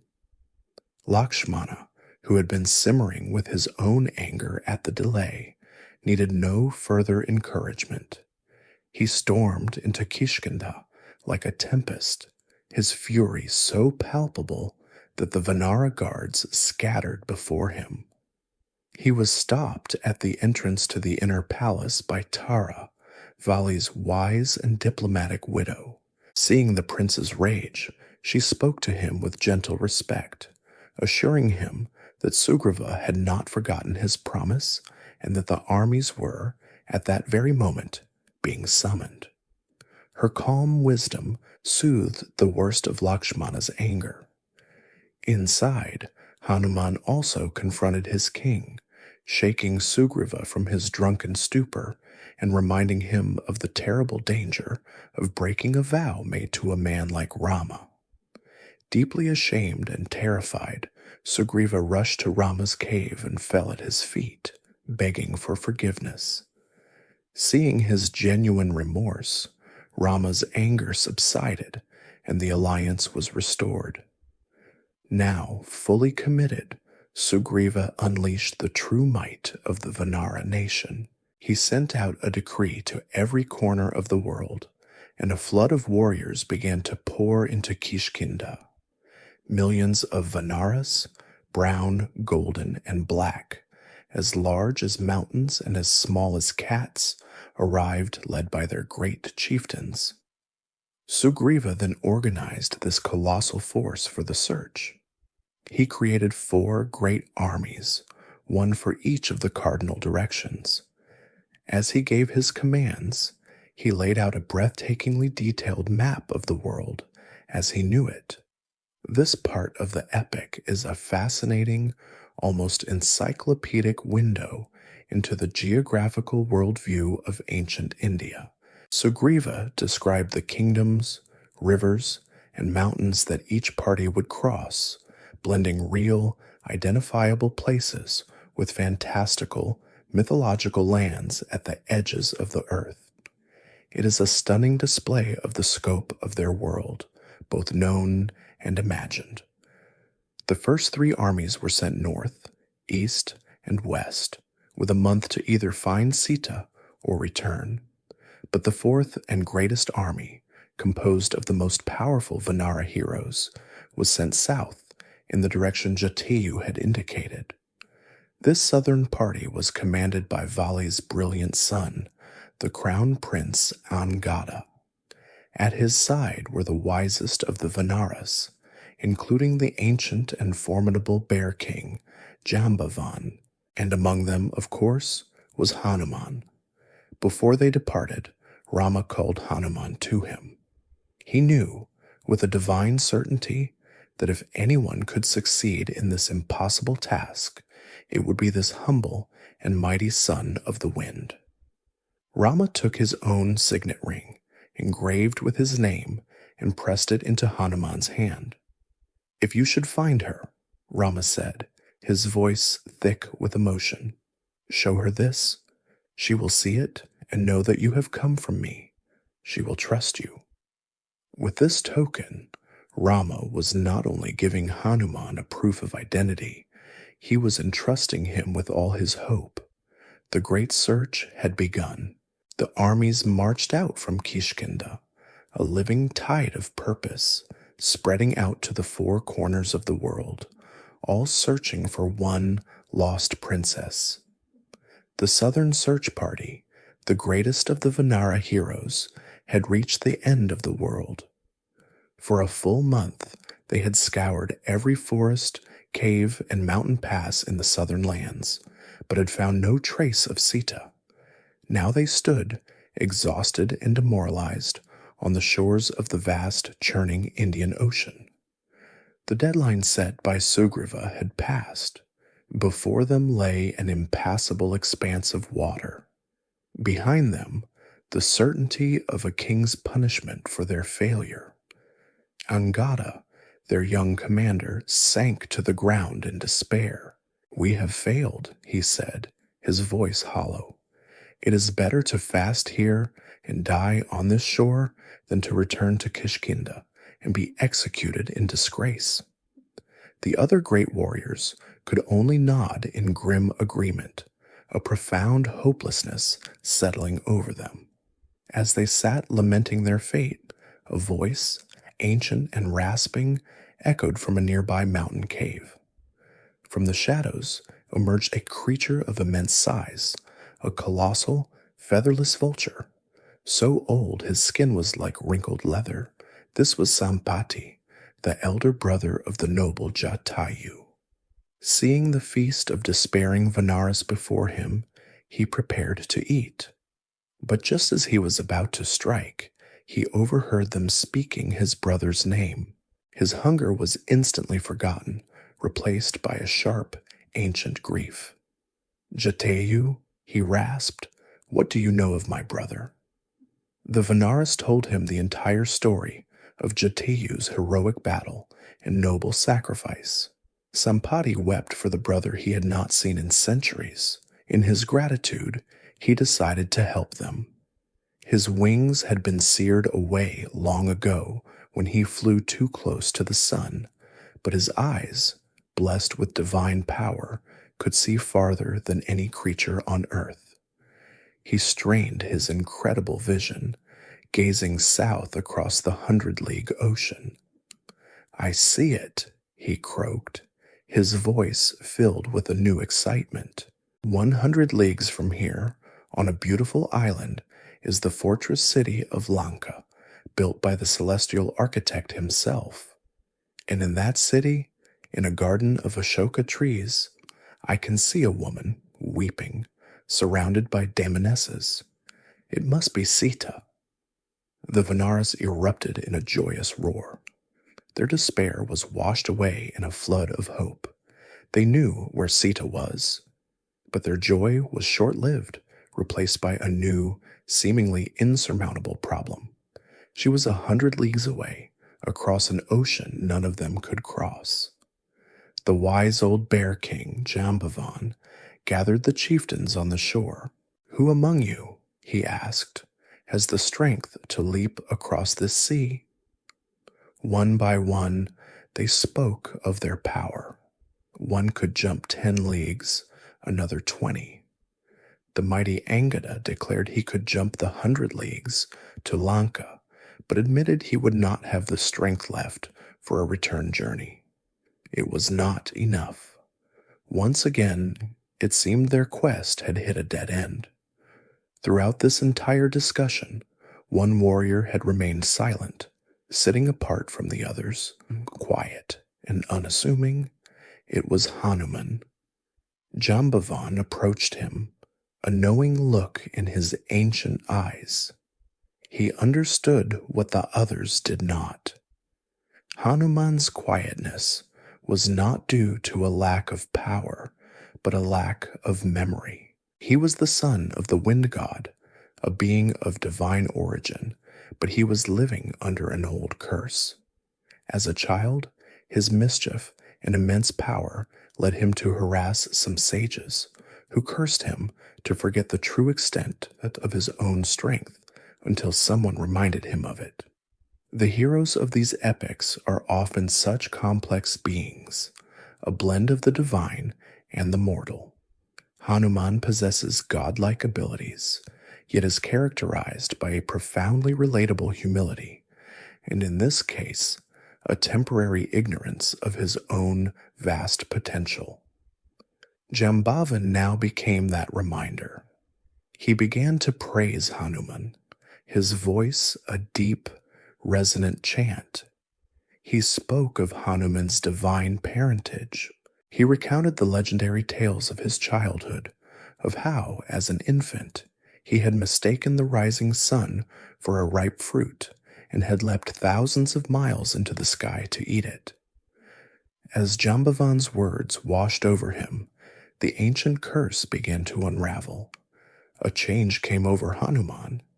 It was as if a light was being kindled within him. He began to grow, his muscles swelling with a power he had forgotten he possessed. His body took on a golden luminescence, and his quiet demeanor was replaced by an aura of limitless confidence. The memory of who he was and what he was capable of came flooding back. He stood up, now a being of magnificent, mountainous proportions, and let out a roar that shook the coastline. "The wise Jambavan has awakened me," he bellowed. "I feel the wind, my father, surge within me. 100 leagues, 1,000, I can leap to Lanka and return as if it were a single step. I can tear the island from its foundations and bring it back here if my Lord Rama commands it." He then strode to the summit of the nearby Mahendra mountain to give himself a running start. He crouched, gathering his divine energy, and then launched himself into the air. The force of his takeoff shattered the mountain top. Trees and boulders were ripped from the earth and carried up into the sky in his wake. He flew through the air like a golden meteor, a testament of will and devotion. The ocean itself seemed to part in reverence as he passed over it. Mid-flight, he was tested, but he overcame every obstacle with intelligence and might. When he finally landed on the far shore, the island of Lanka trembled. He stood alone on a mountain peak, the first of Rama's allies to breach the enemy stronghold, and gazed down at the glittering demonic city below. Having landed on the enemy shore, Hanuman knew his first task was reconnaissance. He could not storm the city in his mountain-like form. Stealth and intelligence were required. Reciting a silent mantra, he shrank himself down to the size of a small cat and waited for the cloak of night to fall. As darkness enveloped the island, he crept towards the city of Lanka, and what he saw took his breath away. It was a city of impossible beauty, its golden ramparts and crystal towers shimmering under the moonlight. The streets were wide and clean. The mansions were built of marble and studded with gems. It was a place of immense wealth and stunning architecture, a testament to its creator, the divine architect, Vishwakarma. But this beauty was deeply unsettling, for the city's inhabitants were the grotesque and fearsome Rakshasas. It was a golden cage, a paradise built to house monsters. At the main gate, he was stopped by a colossal demoness, her form terrifying and her eyes blazing. This was Lankini, the guardian spirit of the city itself. "Who are you, little monkey?" she roared. "No one enters Lanka without my permission." Hanuman, not wishing to cause a major disturbance, simply struck her with his left fist. The blow was casual, yet it carried the force of a thunderbolt. Lankini was sent sprawling, her jaw broken, her mind reeling. As she struggled to her feet, she remembered an ancient prophecy from the creator god, Brahma. The day a monkey deals her a humbling defeat, it will signal the beginning of the end for the Rakshasa race. With a look of dawning terror, she waved him through. "Go," she whispered, "and fulfill your destiny." Now inside, Hanuman moved like a ghost through the sleeping city. He slipped into Ravana's magnificent palace, a labyrinth of opulent halls and luxurious chambers. He searched everywhere, even daring to enter the king's private harem. He saw the mighty 10-headed demon king asleep on his bed, a figure of immense and terrible power. He saw countless beautiful women, Ravana's wives and concubines, and for a terrifying moment his eyes fell upon the chief queen, the noble Mandodari. Mistaking her supreme beauty for Sita's, his heart leapt, but he instantly dismissed the thought. The virtuous Sita would never be sleeping in such a place, comfortable in the bed of her captor. He searched every corner of the vast palace, but found no trace of her. A cold despair began to creep into his heart. What if she was dead? What if his entire journey, the hopes of Rama and all the Vanaras, had been in vain? Just as he was about to lose all hope, he noticed a walled grove nearby, separate from the palace. It was a garden, dense with a type of tree he recognized instantly. It was an Ashoka Vatika, a grove of Ashoka trees. These trees, with their vibrant orange-red blossoms, are real and have been revered in India for millennia, symbols of love and sorrow's removal. The detailed descriptions of gardens and specific plants like this in ancient texts are a wonderful gift to historians, providing clues about the ecology and cultural significance of flora from a time long past. Feeling a renewed sense of purpose, Hanuman leapt over the wall and concealed himself perfectly within the dense foliage of one of the largest trees. And then he saw her. Sitting at the base of his tree, she was a picture of absolute desolation. She was thin and pale, her single soiled garment a testament to her long captivity. She was surrounded by a coterie of hideous Rakshasi guards who were taunting her mercilessly. She looked like a brilliant flame sputtering in the wind, like a perfect lotus spattered with mud. It was Sita. Hanuman's heart was torn in two, one half filled with the soaring joy of having finally found her, the other with a burning, murderous rage at seeing the state to which she had been reduced. As he was deciding how to approach her, a procession entered the grove. It was Ravana himself, flanked by his queens. He approached Sita, his demeanor shifting from kingly command to that of a suave suitor. He tried to tempt her, to seduce her with promises of power and luxury. "Forget this homeless wanderer, Rama," he urged, his voice smooth and persuasive.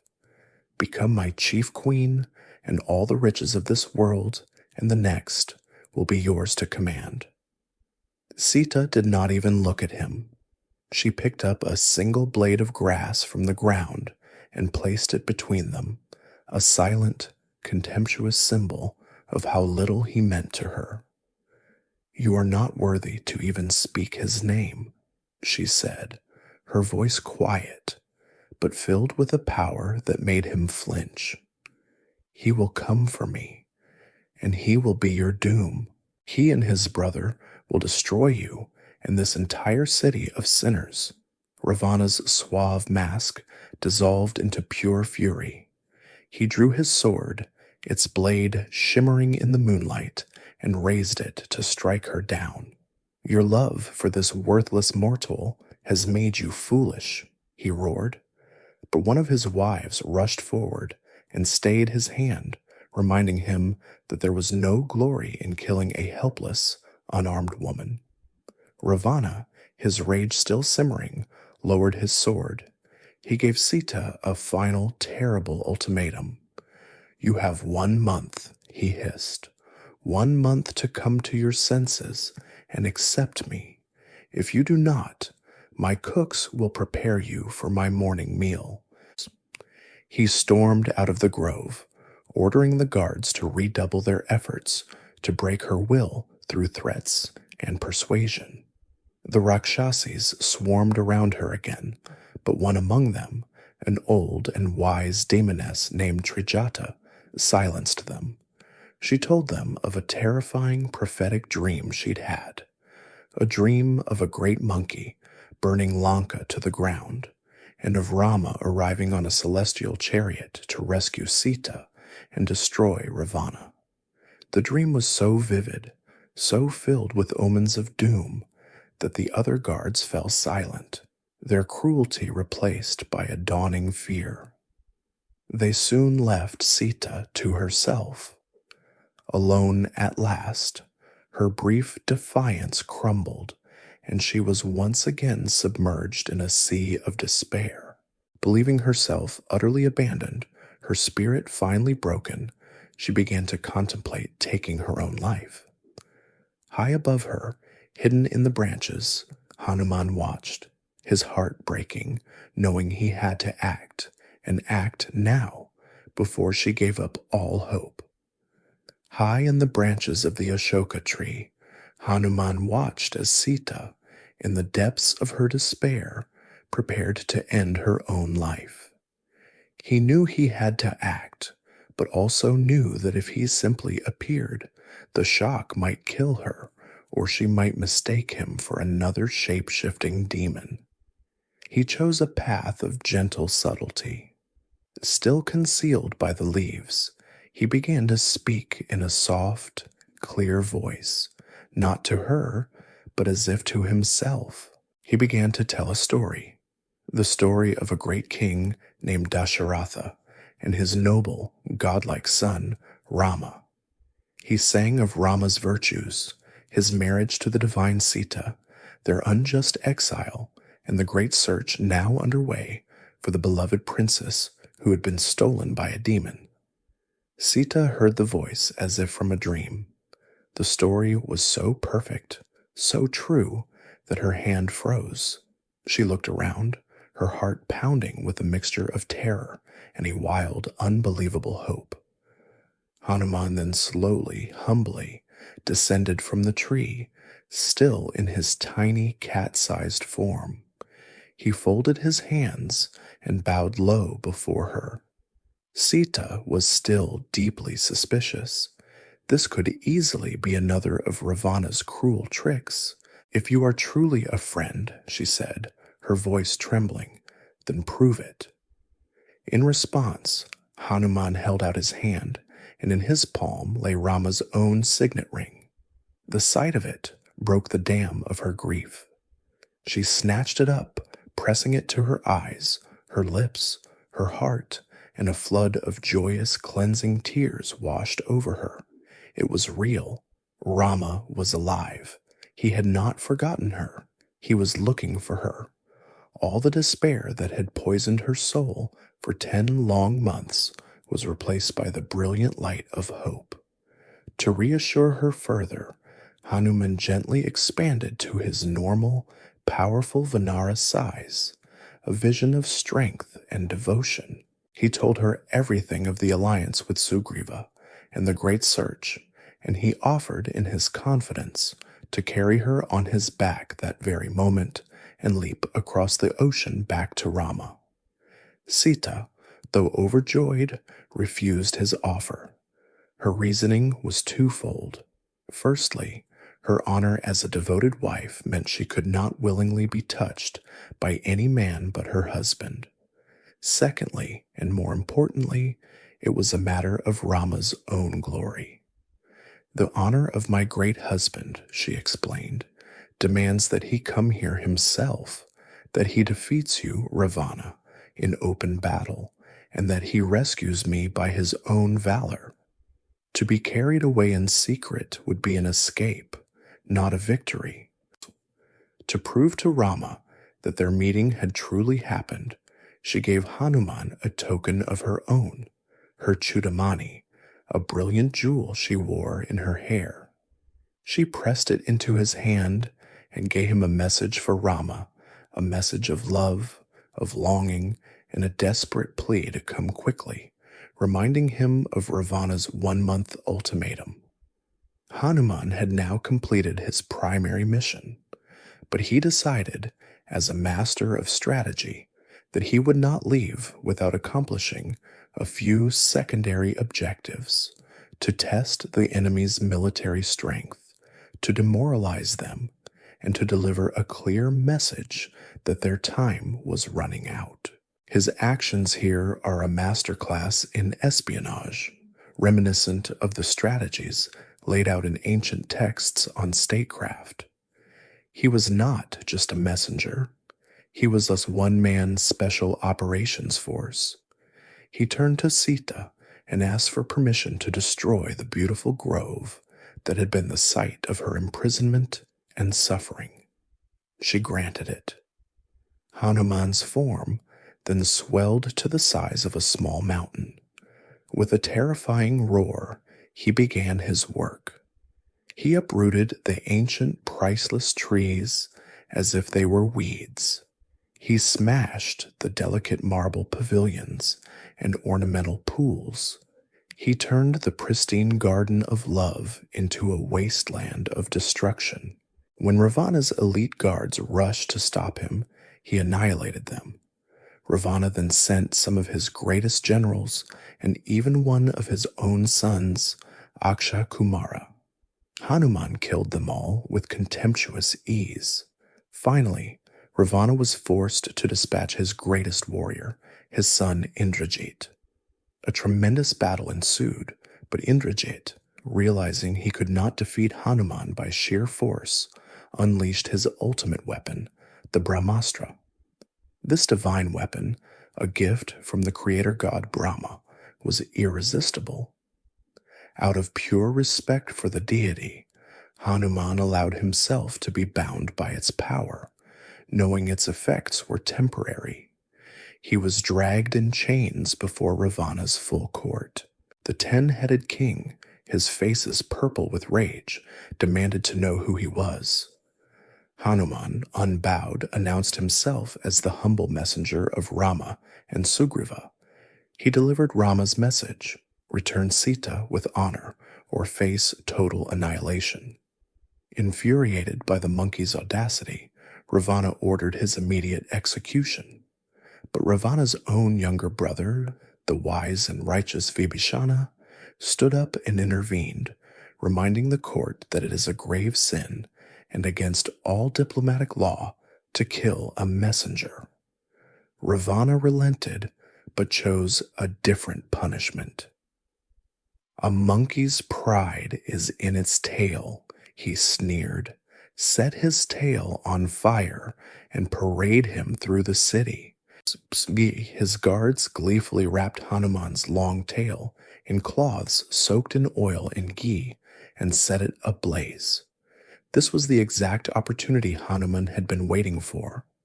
As the flames erupted, he used his divine power to instantly shrink, causing his bonds to fall away. Then he expanded again to a colossal size, his tail now a gigantic, swirling torch. With another mighty roar, he leapt from the palace. He began to burn Lanka. He bounded from rooftop to rooftop, a comet of righteous fire, setting fire to the golden mansions, the military storehouses, and the great towers of the city. He spared only the Ashoka Grove, where Sita was safe, and the home of the virtuous Vibhishana. In a matter of hours, the glorious golden city of Lanka was reduced to a smoking, blackened ruin. His work done, he leapt to the seashore, extinguished his tail in the cool ocean water, and cast one last look back to ensure Sita was unharmed. Then, leaving behind a city in flames and a kingdom in terror, he ascended the mountain once more to begin his triumphant journey home. Hanuman, a solitary hero returning from the land of demons, leaped from the shores of Lanka and soared back across the sea. He landed amongst his friends, Angada, Jambavan, and the Southern Search Party, who were still waiting in a state of near despair on the opposite coast, when he joyfully announced, "I have seen the divine Sita, and she is alive and well." A wave of ecstatic celebrations erupted, the likes of which the world had never seen. Their journey back to Kishkinda was a triumphant procession. In their jubilant state, they descended upon a sacred orchard belonging to King Sugriva, the Madhuvan, and proceeded to drink their fill of the fermented honey and tear the place apart in a riotous celebration. When the guards reported this destruction, Sugriva simply smiled. He knew only one thing could have caused such uninhibited joy. Hanuman's mission had been a success. They arrived back at Prasravana Mountain, where Rama had been counting the agonizing moments. Hanuman bowed low and presented his report. He recounted every detail of his journey, from his infiltration of Lanka to his conversation with Sita, her unwavering devotion, and Ravana's terrible ultimatum. Then he placed the brilliant hair jewel, the Chudamani, into Rama's outstretched hand. Rama clutched the jewel as if it were Sita herself, his sorrow returning with the force of a tidal wave. But this time, his grief was tempered by a steely, burning resolve. He embraced Hanuman, his heart overflowing with gratitude. "You have done what no other being in this universe could have done," he said. "You have saved us all." There was no more time to waste. Sugriva gave the command, and the great Vanara nation marched. It was a sight to stir the soul. Millions of Vanaras and their allies, the great bears led by Jambavan, pouring out of Kishkinda and flowing south, a living river of fur and muscle, their roars shaking the very hills. They moved with a singular purpose, with Rama and Lakshmana riding proudly on the shoulders of Hanuman and Angada. They finally arrived at the southernmost shore of the continent and stood before the vast, unconquerable ocean, its waves crashing at their feet, a final barrier between them and their goal. Just as Rama was contemplating this challenge, a new and unexpected ally arrived. In Lanka, in the aftermath of Hanuman's fiery visit, Ravana had called a council of war. His commanders and sons, blinded by arrogance, all boasted of their strength and urged him to fight. Only one voice spoke for reason and righteousness. Ravana's own youngest brother, the noble Vibhishana. He pleaded with Ravana to see the error of his ways, to return Sita, and to save their people from the certain doom that Rama's righteousness would bring. For his wisdom, Ravana publicly branded him a traitor and a coward. Seeing that his brother was lost to reason, Vibhishana made a difficult choice. He abandoned his home, his family, and his kingdom. He flew across the sea and appeared in Rama's camp, seeking asylum. Though the Vanara generals were suspicious, fearing a trick, Rama, who could see the pure light of Dharma in him, welcomed him without hesitation, promising to make him the future king of a liberated Lanka. The problem of the ocean remained. On Vibhishana's advice, Rama decided to appeal to the ocean god, Samudra. For 3 days and 3 nights, Rama lay on a bed of sacred grass on the shoreline, fasting and praying, humbly requesting that the sea grant his army passage. But Samudra, in his pride, did not appear. On the 3rd day, Rama's patience, worn thin by grief and urgency, finally broke. His gentle, serene nature vanished, replaced by a terrifying cosmic anger. He rose to his feet, his eyes glowing like red-hot coals, and knocked his most fearsome weapon, the Brahmastra, to his bow. "This ocean's arrogance is too great," he roared. "It mistakes my compassion for weakness. I will boil these waters dry and turn this entire seabed into a lifeless desert." The world trembled. The arrow began to glow with the heat of 1,000 suns. Terrified, the ocean god himself, Samudra, rose from the waves, his hands joined in supplication. He begged for Rama's forgiveness, explaining that the laws of nature prevented him from simply parting his waters. But he offered a solution. "In your army," the god said, "are 2 Vanaras, Nala and Nila, sons of the divine architect Vishwakarma. They possess a boon. Any stone, rock, or mountain they touch will lose its weight and float upon my surface. Let them build a bridge, and I shall support it and ensure no sea creature disturbs them." This miraculous bridge, the Ramasetu, is more than just a myth. There is a real 18-mile-long chain of limestone shoals that stretches between the Indian mainland and Sri Lanka, known to this day as Adam's Bridge or Rama's Bridge. For countless believers, it is the physical remnant of this epic undertaking, a sacred site where geology and faith beautifully intersect. Rama accepted the ocean god's proposal. The order was given, and the greatest construction project in the history of the world began. The energy of the Vanara army was a sight to behold. In a frenzy of joyous labor, they uprooted trees, hills, and entire mountains. They formed massive chains, passing colossal boulders from hand to hand over many miles to the shore, where Nala and Nila would direct their placement. The sound was a continuous roar of heaving, chanting, and crashing stone. In a miraculous 5 days, a bridge, a full 100 leagues long and 10 leagues wide, stretched across the sea. The Vanara army, with Rama and Lakshmana at its vanguard, marched across the causeway they had built with their own hands, and at last they set foot on the hostile shores of Lanka. Having crossed the sea, the great Vanara army established their camp on the slopes of Mount Suvela, overlooking the glittering golden fortress of Lanka. The air was thick with the scent of the sea and the tense, humming energy of millions of warriors waiting for the signal to attack. But Rama, even now at the gates of his enemy, chose to walk the path of Dharma one last time.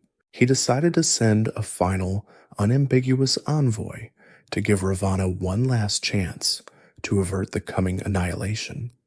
For this task, he chose the mighty Angada, Vali's valiant son. The young prince, swelling his form to a colossal size, leaped from the mountaintop and landed squarely in the center of Ravana's court. He stood before the 10-headed king, a vision of youthful power and righteous fury, and delivered Rama's ultimatum.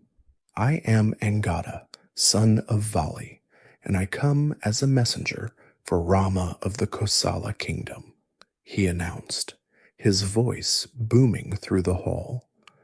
Return his wife, Sita, with honor and beg for his forgiveness. This is your only path to survival. If you refuse, this city of gold will become a city of ash, and your name will be a curse for all time. Ravana and his courtiers erupted in contemptuous laughter. The demon king, his eyes blazing with arrogance, ordered his guards to seize and execute the insolent monkey. But as 4 powerful Rakshasas rushed to grab him, Angada let out a roar, planted his feet, and leaped upwards with such force that he shattered the palace tower he was standing on. From its broken pinnacle, he delivered a final warning before leaping back to Rama's camp. The last chance for peace had been arrogantly thrown away. The war was now inevitable. Rama gave the order. The siege of Lanka began. The Vanara army, a living, roaring sea of warriors, surged forward and surrounded the city, laying siege to its 4 main gates. The scene was one of breathtaking, epic contrast. Inside the high golden walls stood the disciplined, heavily armed Rakshasa legions, their iron and bronze armor glinting in the sun. Outside, stretching as far as the eye could see, was the wild, chaotic, and seemingly numberless horde of Vanaras and bears, shaking the very earth with their roars, brandishing uprooted trees and massive boulders as their weapons. Ravana himself ascended to the highest tower of his fortress to witness the invading force and was, for the first time, truly stunned by its impossible scale. Rama, seeing his enemy silhouetted against the sky, drew his bow. It was not a killing shot, but a message.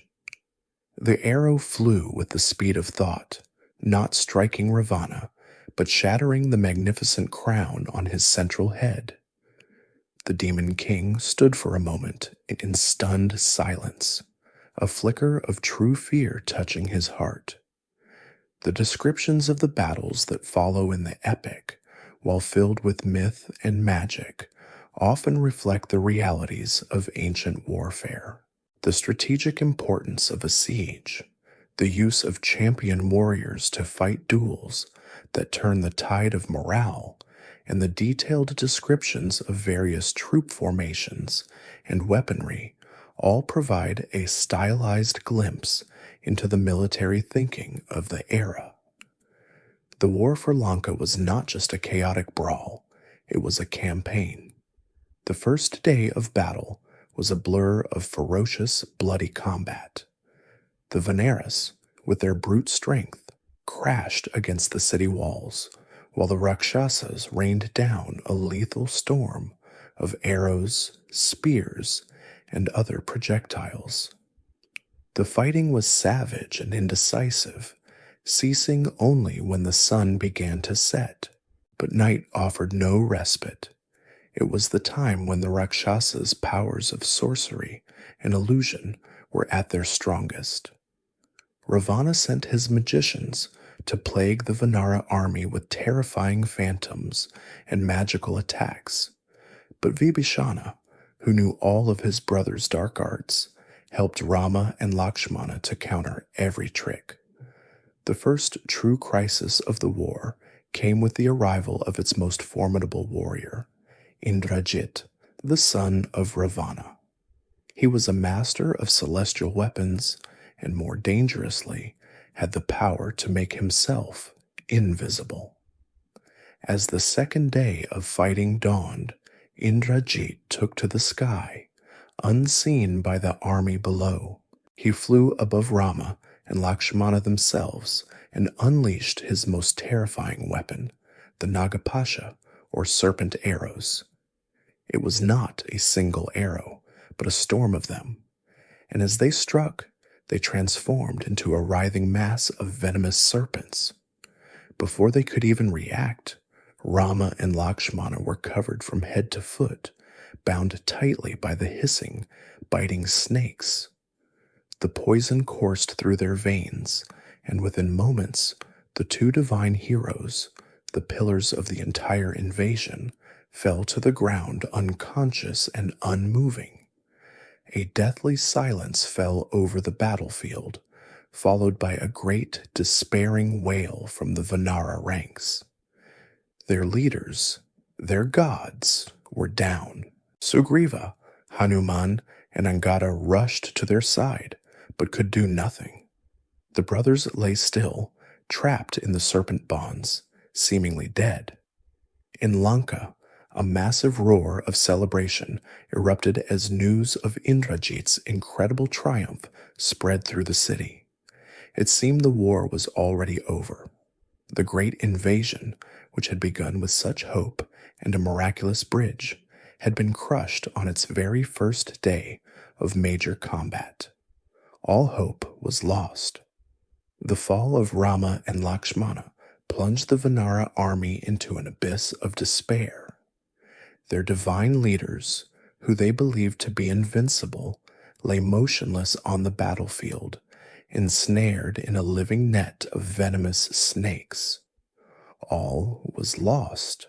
But as Sugriva and Hanuman wept over their fallen lords, a mighty wind began to sweep across the battlefield, a wind so powerful it churned the very sea.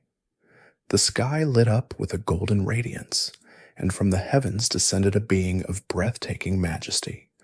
Garuda, the king of all birds, the divine eagle mount of Lord Vishnu himself.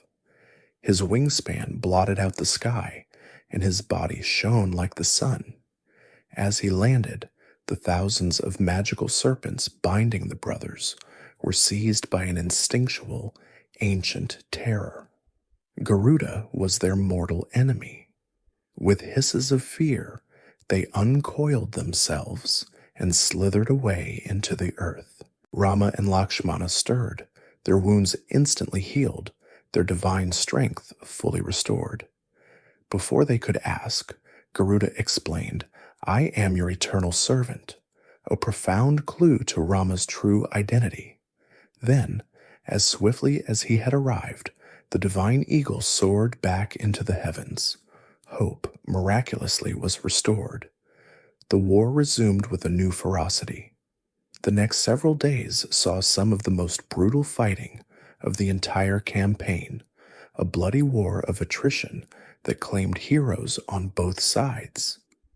Ravana himself, his pride stung, entered the fray, a terrifying whirlwind of destruction. He was so powerful that he shattered Lakshmana's bow and nearly killed him before Hanuman intervened, physically carrying Lakshmana and his broken chariot from the field. In his desperation, Ravana turned to his secret weapon, his other brother, the colossal giant Kumbhakarna. A being of unimaginable size and strength, he was cursed to sleep for 6 months at a time. The Rakshasas undertook the gargantuan task of waking him prematurely, beating drums like thunder and prodding him with massive spears. When he finally awoke and was told of the war, he marched onto the battlefield like a moving mountain. He was an unstoppable force of nature, swatting away Vanaras like flies and devouring them by the dozen. It took the full might of Rama himself to finally bring the giant down, systematically severing his limbs and finally his head with a volley of divine arrows. The death of Kumbhakarna devastated Ravana, who now placed all his hope in the one warrior he knew could turn the tide, his son, Indrajit. Realizing that a straightforward assault against the likes of Rama was futile, Indrajit turned to the dark arts that made him so feared. He understood that this was not just a war of strength, but a war of magic. The battles in these epics are famous for their use of astras, or celestial weapons. These are not just arrows, but summoned supernatural forces, each with a specific power, invoked through sacred mantras. Indrajit was the undisputed master of these, especially those of illusion, or Maya.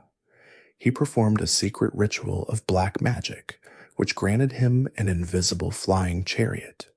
He then rose into the sky above the battlefield, completely unseen. To break the spirit of the Vanara army once and for all, he unleashed his cruelest deception. He created a perfect, lifelike illusion of Sita. He dragged this weeping, screaming magical duplicate by her hair, holding her in full view of Hanuman, Lakshmana, and the horrified Vanara generals. "You fight for this woman," he bellowed, his voice booming from the empty sky. "Watch now as I put an end to your pathetic war." And as they watched, paralyzed with shock, he took his sword and struck the illusory Sita, who collapsed in a heap, seemingly dead. The effect was catastrophic. A great silent gasp went through the army, followed by a wail of utter, soul-crushing despair. Their reason for fighting, the woman they had crossed an ocean to save, was gone. Hanuman fell to his knees, utterly broken. When news reached Rama, he too collapsed, his divine nature completely consumed by a wave of human grief so profound that he lost consciousness. The war was over, but once again, the clear-headed righteousness of Vibhishana saved them. He rushed to the grieving commanders and the fainted Rama. "This is a trick," he insisted. "I know my brother Ravana. He is obsessed with Sita. He would die 1,000 times before he ever allowed her to be killed. This was an illusion, a master sorcerer's cruel trick to make you abandon the fight." He then revealed Indrajit's strategy. Having performed this demoralizing act, the sorcerer prince had surely gone to a secret temple to perform the Nikumbila Yagna, a ritual that, if completed, would grant him a chariot of fire and make him truly invincible. The truth of Vibhishana's words cut through their grief like a lightning bolt. Their despair was burned away, replaced by a white-hot rage at Indrajit's profane deception. A new, urgent purpose seized them. Lakshmana, his face set like stone, rose to his feet. He would not allow this demon to complete his ritual. Guided by Vibhishana, who knew the location of the secret temple, and accompanied by Hanuman and the greatest of the Vanara heroes, Lakshmana set off on a desperate, stealthy mission. They had to find Indrajit in the heart of his dark sanctuary and kill him before his ultimate power could be unleashed. Guided by Vibhishana, Lakshmana, and the elite Vanara commandos moved like shadows through the outskirts of Lanka, arriving at the secret grove where Indrajit was performing his dark ritual. They found the sorcerer prince unarmed, clad in sacrificial robes, making offerings into a blazing fire. By interrupting him now, they would deny him the invincibility he sought. "I am Lakshmana, brother of Rama," he announced, his voice ringing with challenge, "and I have come to offer your life as the final oblation in this ceremony." Indrajit, his face contorted with fury at being discovered, was forced to abandon his ritual and take up his weapons. What followed was a duel of cataclysmic proportions. The sky itself cracked with the force of the celestial weapons they unleashed upon each other. Indrajit, the master of illusion, cloaked the battlefield in darkness and created phantom armies, but Vibhishana, at Lakshmana's side, knew his nephew's tricks and guided Lakshmana's aim. For hours they fought, until finally Lakshmana, gathering all his strength and faith, invoked a divine weapon given to him by the king of the gods, the Indrastra. The arrow, blazing with heavenly light, flew across the field and in a flash of brilliant energy, severed Indrajit's head from his shoulders. The greatest champion of the Rakshasas was dead. When the news of his beloved son's death reached Ravana, the demon king's legendary arrogance finally shattered. He was consumed by a grief so absolute, so devastating, that it curdled into a black, nihilistic rage. In his madness, he decided to end it all by killing the very cause of his suffering. He seized his great sword and stormed towards the Ashoka Grove, intent on slaughtering Sita. He was stopped only by the desperate intervention of one of his ministers, who pleaded with him to channel his righteous grief into the glory of a final battle, not the dishonor of murdering a helpless woman. His rage redirected, Ravana prepared for his last stand. He commanded every last soldier, every chariot, every war beast left in Lanka to be mustered. For the first time since the war began, the main gates of the city opened, and the demon king himself, a terrifying vision mounted on his war chariot, his 10 heads roaring defiance, and his 20 arms bristling with weapons, led his entire remaining army onto the field of battle. The final confrontation had begun. It was an apocalyptic clash, the culmination of all the battles that had come before. At the center of this storm of violence was the long-awaited duel between Rama and Ravana. This was more than a fight between two kings. It was a cosmic showdown, an archetypal battle between order and chaos, humility and ego, righteousness and sin, a theme that echoes through countless mythologies across the world. Ravana, for all his evil, was a figure of immense power and tragic grandeur, a great scholar and king brought low by his single, fatal flaw, his unrestrained ego. Rama was his perfect opposite, serene, controlled, the embodiment of divine law. Their duel was the physical manifestation of this eternal struggle. Seeing that Rama was on foot, the gods intervened, sending Indra's own celestial chariot, guided by his charioteer Matali, to even the odds. The battle that ensued was on a scale that beggared belief. They hurled divine weapons at each other that could boil oceans and shatter mountains.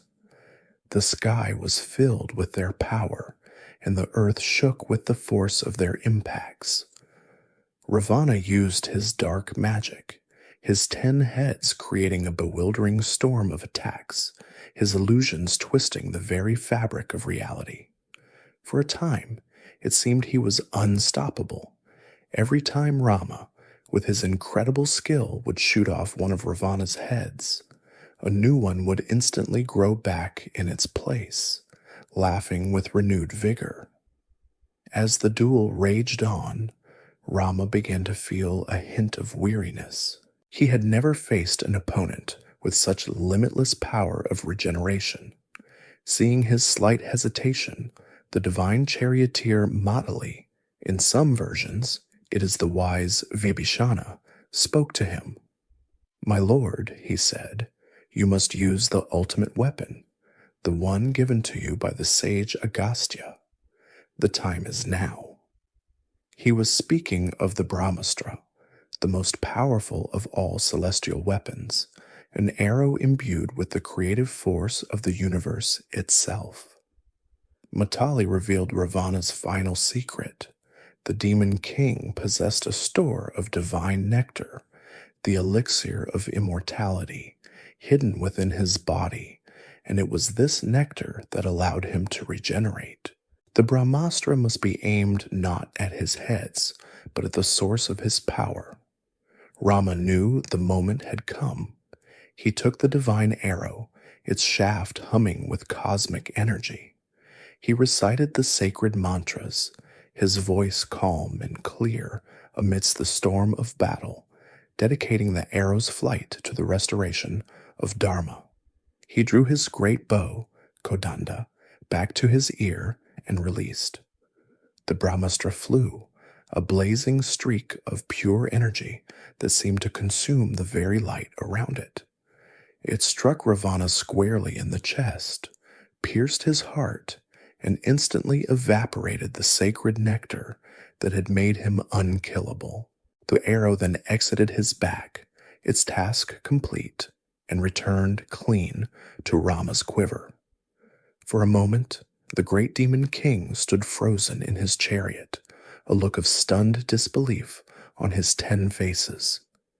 The divine power that had sustained him for millennia was gone. His massive weapons dropped from his 20 hands. Then, like a great mountain struck by a cosmic thunderbolt, he toppled from his chariot and crashed to the earth, his fall shaking the very foundations of the island. A profound silence fell over the battlefield, broken a moment later by a single triumphant roar from the Vanara army that grew into a deafening wave of joyous celebration. In the heavens, the gods sounded their celestial drums and rained fragrant flowers down upon the victorious Rama. The great war was over. The king of the Rakshasas was dead. With the fall of Ravana, a great and final silence descended upon the battlefield. The long and terrible war was over. In the aftermath, Vibhishana, the newly appointed king of Lanka, wept for the brother he had loved despite his great evil. Rama, in his magnanimity, consoled him. "Our enmity ended with his death," Rama said. "He died a warrior's death, and he deserves a king's funeral. Perform the rites for him as a brother should." This act of grace towards a fallen foe was a final testament to Rama's adherence to Dharma. After Vibhishana was formally crowned as the new, righteous king of Lanka, Rama's thoughts turned at last to the one for whom all of this had been done. He sent Hanuman to the Ashoka Grove with the news of their victory and to escort Sita to his presence. Sita's joy was a dawn after a long and starless night. Her ordeal was over. Her lord was victorious. After a year of filth and sorrow, she was bathed, dressed in radiant silks, and adorned with brilliant jewels, then carried in a royal palanquin to Rama's camp. The entire Vanara army, the heroes who had fought and bled for her, gathered in a massive, joyous crowd, eager to finally behold the queen whose name had been their battle cry. But the reunion that everyone had longed for, the one that was supposed to be the sweet fruit of their bitter victory, turned into a moment of shocking, inexplicable cruelty. As Sita approached Rama, her eyes shining with love and relief after their long separation, he did not smile. His face was a mask of cold, hard duty. His voice, when he spoke, was not that of a loving husband, but of a distant king addressing a subject of scandal. "The war is over," he said, his words dropping like stones into the stunned silence. "I have defeated the enemy and avenged the insult to my family's honor. This war was not fought for you, Sita. It was fought to vindicate my name and the glory of my lineage." He paused, his gaze sweeping over her. "But you have lived for a year in the house of a Rakshasa. He has touched you, looked upon you with lust. Your purity is now in doubt, and your very presence is offensive to me. I cannot take you back." He then delivered the final crushing blow. "You are free to go where you please. Find shelter with Lakshmana, or Bharata, or even our ally Sugriva. But as for me, I have no more use for you." A horrified gasp went through the crowd. Lakshmana and Hanuman stood frozen, their faces etched with disbelief and anguish. Sita stared at her husband, her joy turning to ash in her heart. She was utterly shattered. With a quiet dignity that was more powerful than any shout, she defended herself, her voice trembling with a sorrow that was deeper than the ocean they had just crossed. "Why?" she wept. "Why did you not send Hanuman back with this message when he first found me? I could have ended my life then and spared you and all these noble warriors this terrible trouble." Seeing the cold, unmoving judgment in his eyes, she knew that words were not enough. Her honor had been publicly questioned, and it must now be publicly vindicated. She turned to a heartbroken Lakshmana. "Brother," she commanded, her voice clear and strong, "build me a pyre. A trial by fire is the only remedy for this undeserved calamity. Here we arrive at the most painful and controversial event in the entire epic, the Agni Pariksha. It is a moment that has troubled the conscience of readers and devotees for centuries. Many modern scholars and textual critics believe this entire episode may be a later addition to the original Valmiki Ramayana, a tragic interpolation added by later authors to reflect a stricter, more patriarchal set of social mores that demanded a queen's purity be not just a fact, but a publicly proven spectacle. The original story may well have ended with a simple, joyous reunion. Lakshmana, his eyes pleading with Rama for some sign of mercy and receiving none, built a great pyre. The flames leaped high into the night sky. Sita walked calmly towards the inferno. She bowed to the gods, and then to Rama, before addressing Agni, the god of fire. "If my mind, my body, and my soul have remained ever faithful to Rama," she prayed, "then may you, O fire, the witness of all things, protect me." And with that, she stepped into the heart of the raging flames and disappeared from sight. A great cry of agony rose from every throat. Only Rama stood like a statue, his face unreadable, a single tear tracing a path down his cheek. Just as all hope seemed lost, the fire itself seemed to part. From the center of the pyre strode the fire god, Agni, his form blazing but gentle. Cradled in his arms, unharmed and more radiant than ever, was Sita. The flames had not touched a single thread of her clothing or a single flower in her hair. "She is pure, Rama," the god's voice boomed. "She is the soul of chastity. I, the witness to all actions, swear to it. Take back your wife." At that moment, the heavens opened, and the other great gods appeared, along with the spirit of King Dasharatha himself. They confirmed Sita's purity and revealed Rama's true identity as Vishnu, explaining that this terrible trial was a necessary part of his human drama. Rama finally let his stoic facade crumble. He wept and accepted Sita, explaining to the assembly that while he had never for a moment doubted her in his heart, this public demonstration was necessary to prove her purity to the world, so that no shadow of doubt could ever fall upon his reign. The long, dark night of trial was over.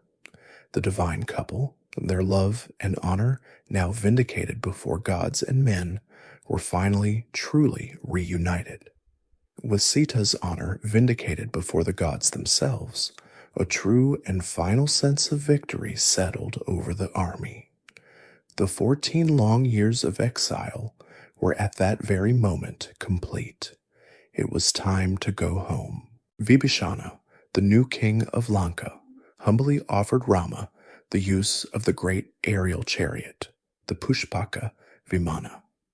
This marvel, which could travel at the speed of thought and hold as many passengers as its master wished, was the perfect vessel for their triumphant return. Rama gratefully accepted and invited all of his beloved allies, Sugriva, Hanuman, Jambavan, Vibhishana, Angada, and all the other great Vanara and Bear chieftains, to accompany him to Ayodhya to witness his coronation. The massive chariot effortlessly lifted into the sky, carrying the joyous army of heroes. As they flew north from Lanka, the journey became a beautiful, poetic retelling of their long ordeal, but in reverse. Rama, with Sita seated beside him, pointed out the landmarks of their painful journey, now transformed into milestones of their victory. "See there, my love," he would say, "that is the great bridge built by the devotion of our friends, and there is the Rishyamukha mountain where I first met my loyal brother Sugriva, and that is the forest of Panchavati, where our sorrow began, but which we now leave behind forever." It was a healing journey, reclaiming the landscape of their pain with the perspective of their triumph. Before reaching Ayodhya, Rama directed the chariot to land at the hermitage of the sage Bharadwaja. From there, he dispatched Hanuman to fly ahead to the capital. His mission was twofold. First, to announce their imminent return to his brother Bharata, and second, to carefully observe Bharata's reaction. After 14 years as the de facto ruler, had a taste for power corrupted his noble brother's heart. Hanuman flew with the speed of the wind to the village of Nandagrama, just outside Ayodhya, where Bharata had been ruling the kingdom as a regent. He found the prince not in a palace, but in a humble hut, his body emaciated from years of ascetic penance, his hair matted like a hermit's. Before him, on a simple wooden throne, sat not a crown, but the worn leather sandals of Rama. When Hanuman delivered the news that Rama had returned victorious, Bharata was so overwhelmed with a pure, selfless joy that he fainted. Upon reviving, his first and only command was for the entire city to be decorated, for every citizen to prepare for the greatest festival in their history. Hanuman returned to Rama, his report simple. Bharata's devotion was as perfect and unwavering as it had been the day they had left. The final approach to Ayodhya was a sight that would be remembered for all time. The entire population of the kingdom had gathered, their faces turned to the sky. As the celestial chariot descended, a roar of pure, unadulterated joy, 14 years in the making, erupted from the city. The reunion of the four brothers was a moment of profound love, a flood of tears and embraces that washed away all the years of sorrow. Rama was reunited with his mothers, Kaushalya and Sumitra, and he even greeted Kaikeyi with a respectful forgiveness, freeing her from her long burden of guilt. Then, in the most symbolic moment of all, Bharata knelt and placed Rama's sandals back at his feet, formally and joyfully, returning the kingdom to its rightful king. What followed was the grand coronation, the Pattabhisheka. Under the direction of the royal sage Vashistha, Rama was seated upon the ancestral throne of Kosala, with Sita, his queen, taking her rightful place at his side. They were anointed with holy water brought from every sacred river in the land, a ritual that consecrated their rule. The crown was placed upon Rama's head. The long, dark night was over. The sun had returned to the solar dynasty. With his rule established, Rama began what would be remembered for all of history as the perfect reign, the Rama Rajya. This term, for millennia, has represented more than just a historical period in a story. It has been the ultimate political and moral ideal in Indian culture. Rama Rajya is a golden age, a time of perfect justice and prosperity. In Rama's kingdom, there was no crime, no poverty, no disease, and no fear.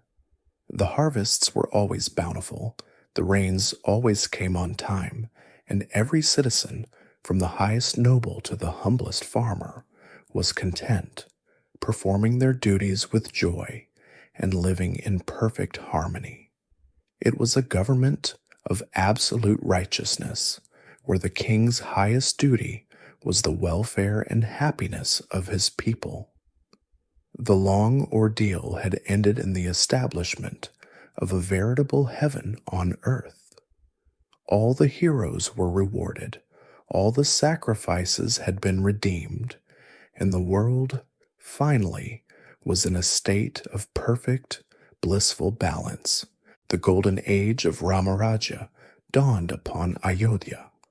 The years that followed were a time of perfect peace and unimaginable happiness.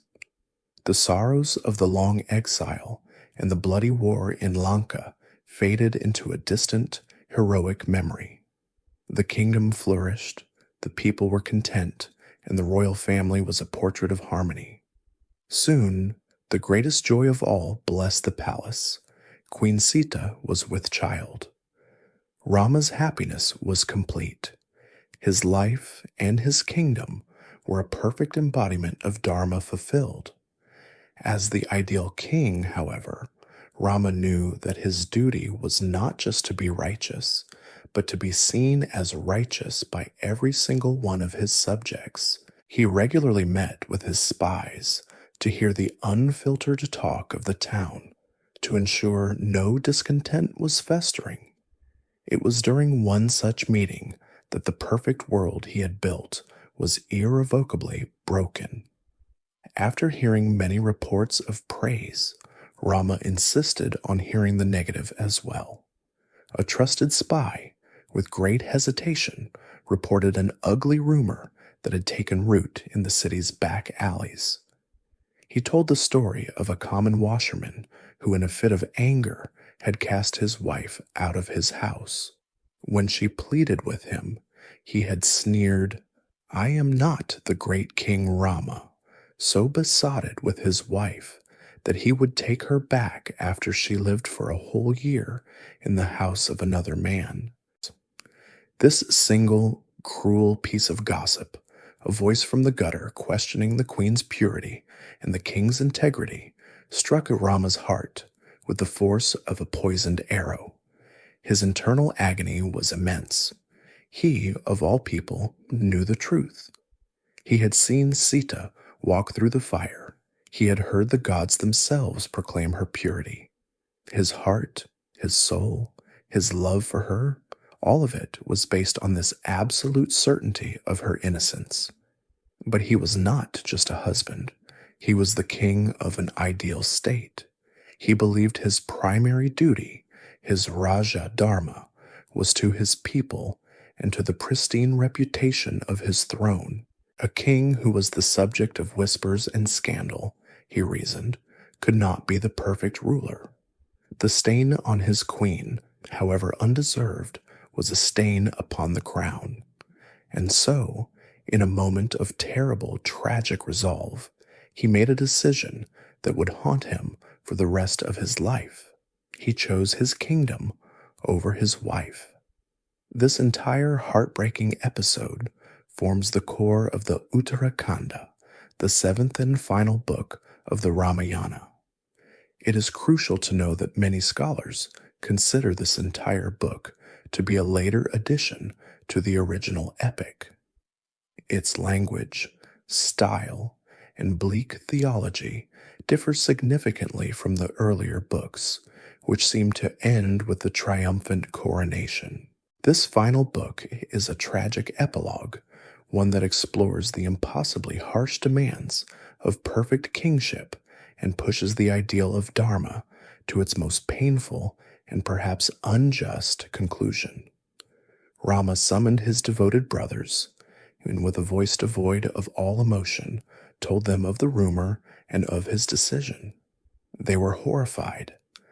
Lakshmana argued, he pleaded, he raged against the injustice of sacrificing the pure and blameless queen for the sake of the ignorant gossip of a fool.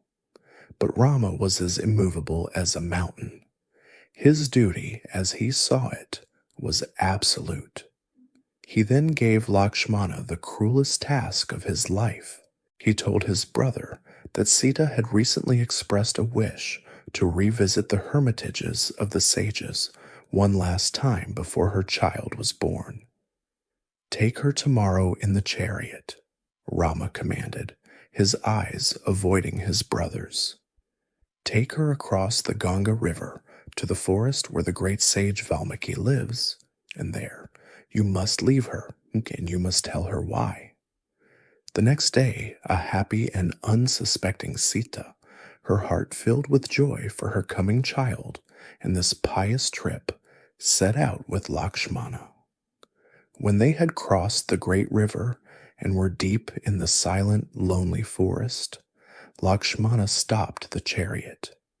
His body was racked with sobs. He could barely speak. Finally, he fell at her feet, and his voice choked with a grief that was almost too great to bear. He delivered the king's message. He told her of the rumor, of Rama's terrible choice between his love and his duty, and of his final, heartbreaking command. Sita did not scream. She did not rage. A wave of profound, silent sorrow washed over her, a grief so deep it was beyond tears. She understood the terrible iron logic of a king's duty. She, the daughter of the earth, was being sacrificed on the altar of public opinion. With a dignity that was almost superhuman, she accepted her fate. She sent a message back with the weeping Lakshmana, telling Rama she did not blame him, and that her final prayer was that he would always protect and cherish his people, the subjects for whom she had been so cruelly abandoned. Lakshmana, his heart shattered into 1,000 pieces, left her there and returned to a joyless Ayodhya, to a king who would rule in perfect justice for the rest of his days, but who would never again know a moment of true happiness. Sita, pregnant and alone, stood weeping on the banks of the river. It was there that the great sage Valmiki, the very poet who would one day compose her story, found her. Filled with a sage's compassion, he offered her sanctuary in his hermitage, a place of peace where she could raise her children in safety. And so our long story comes to its quiet, somber end. It began with a king's prayer for a son, and it ends with a queen's silent endurance in the heart of the forest. The great battles have been won, the demons have been slain, and the perfect kingdom has been established, but at a cost that is almost too great to bear. And as you drift now into sleep, perhaps you can rest in that final image, not of war or of glory, but of a quiet refuge, a gentle sanctuary offered to a noble heart, and the soft, peaceful whisper of the forest, holding a timeless story of love, of sacrifice, and of a duty that was as profound and as mysterious as the stars themselves.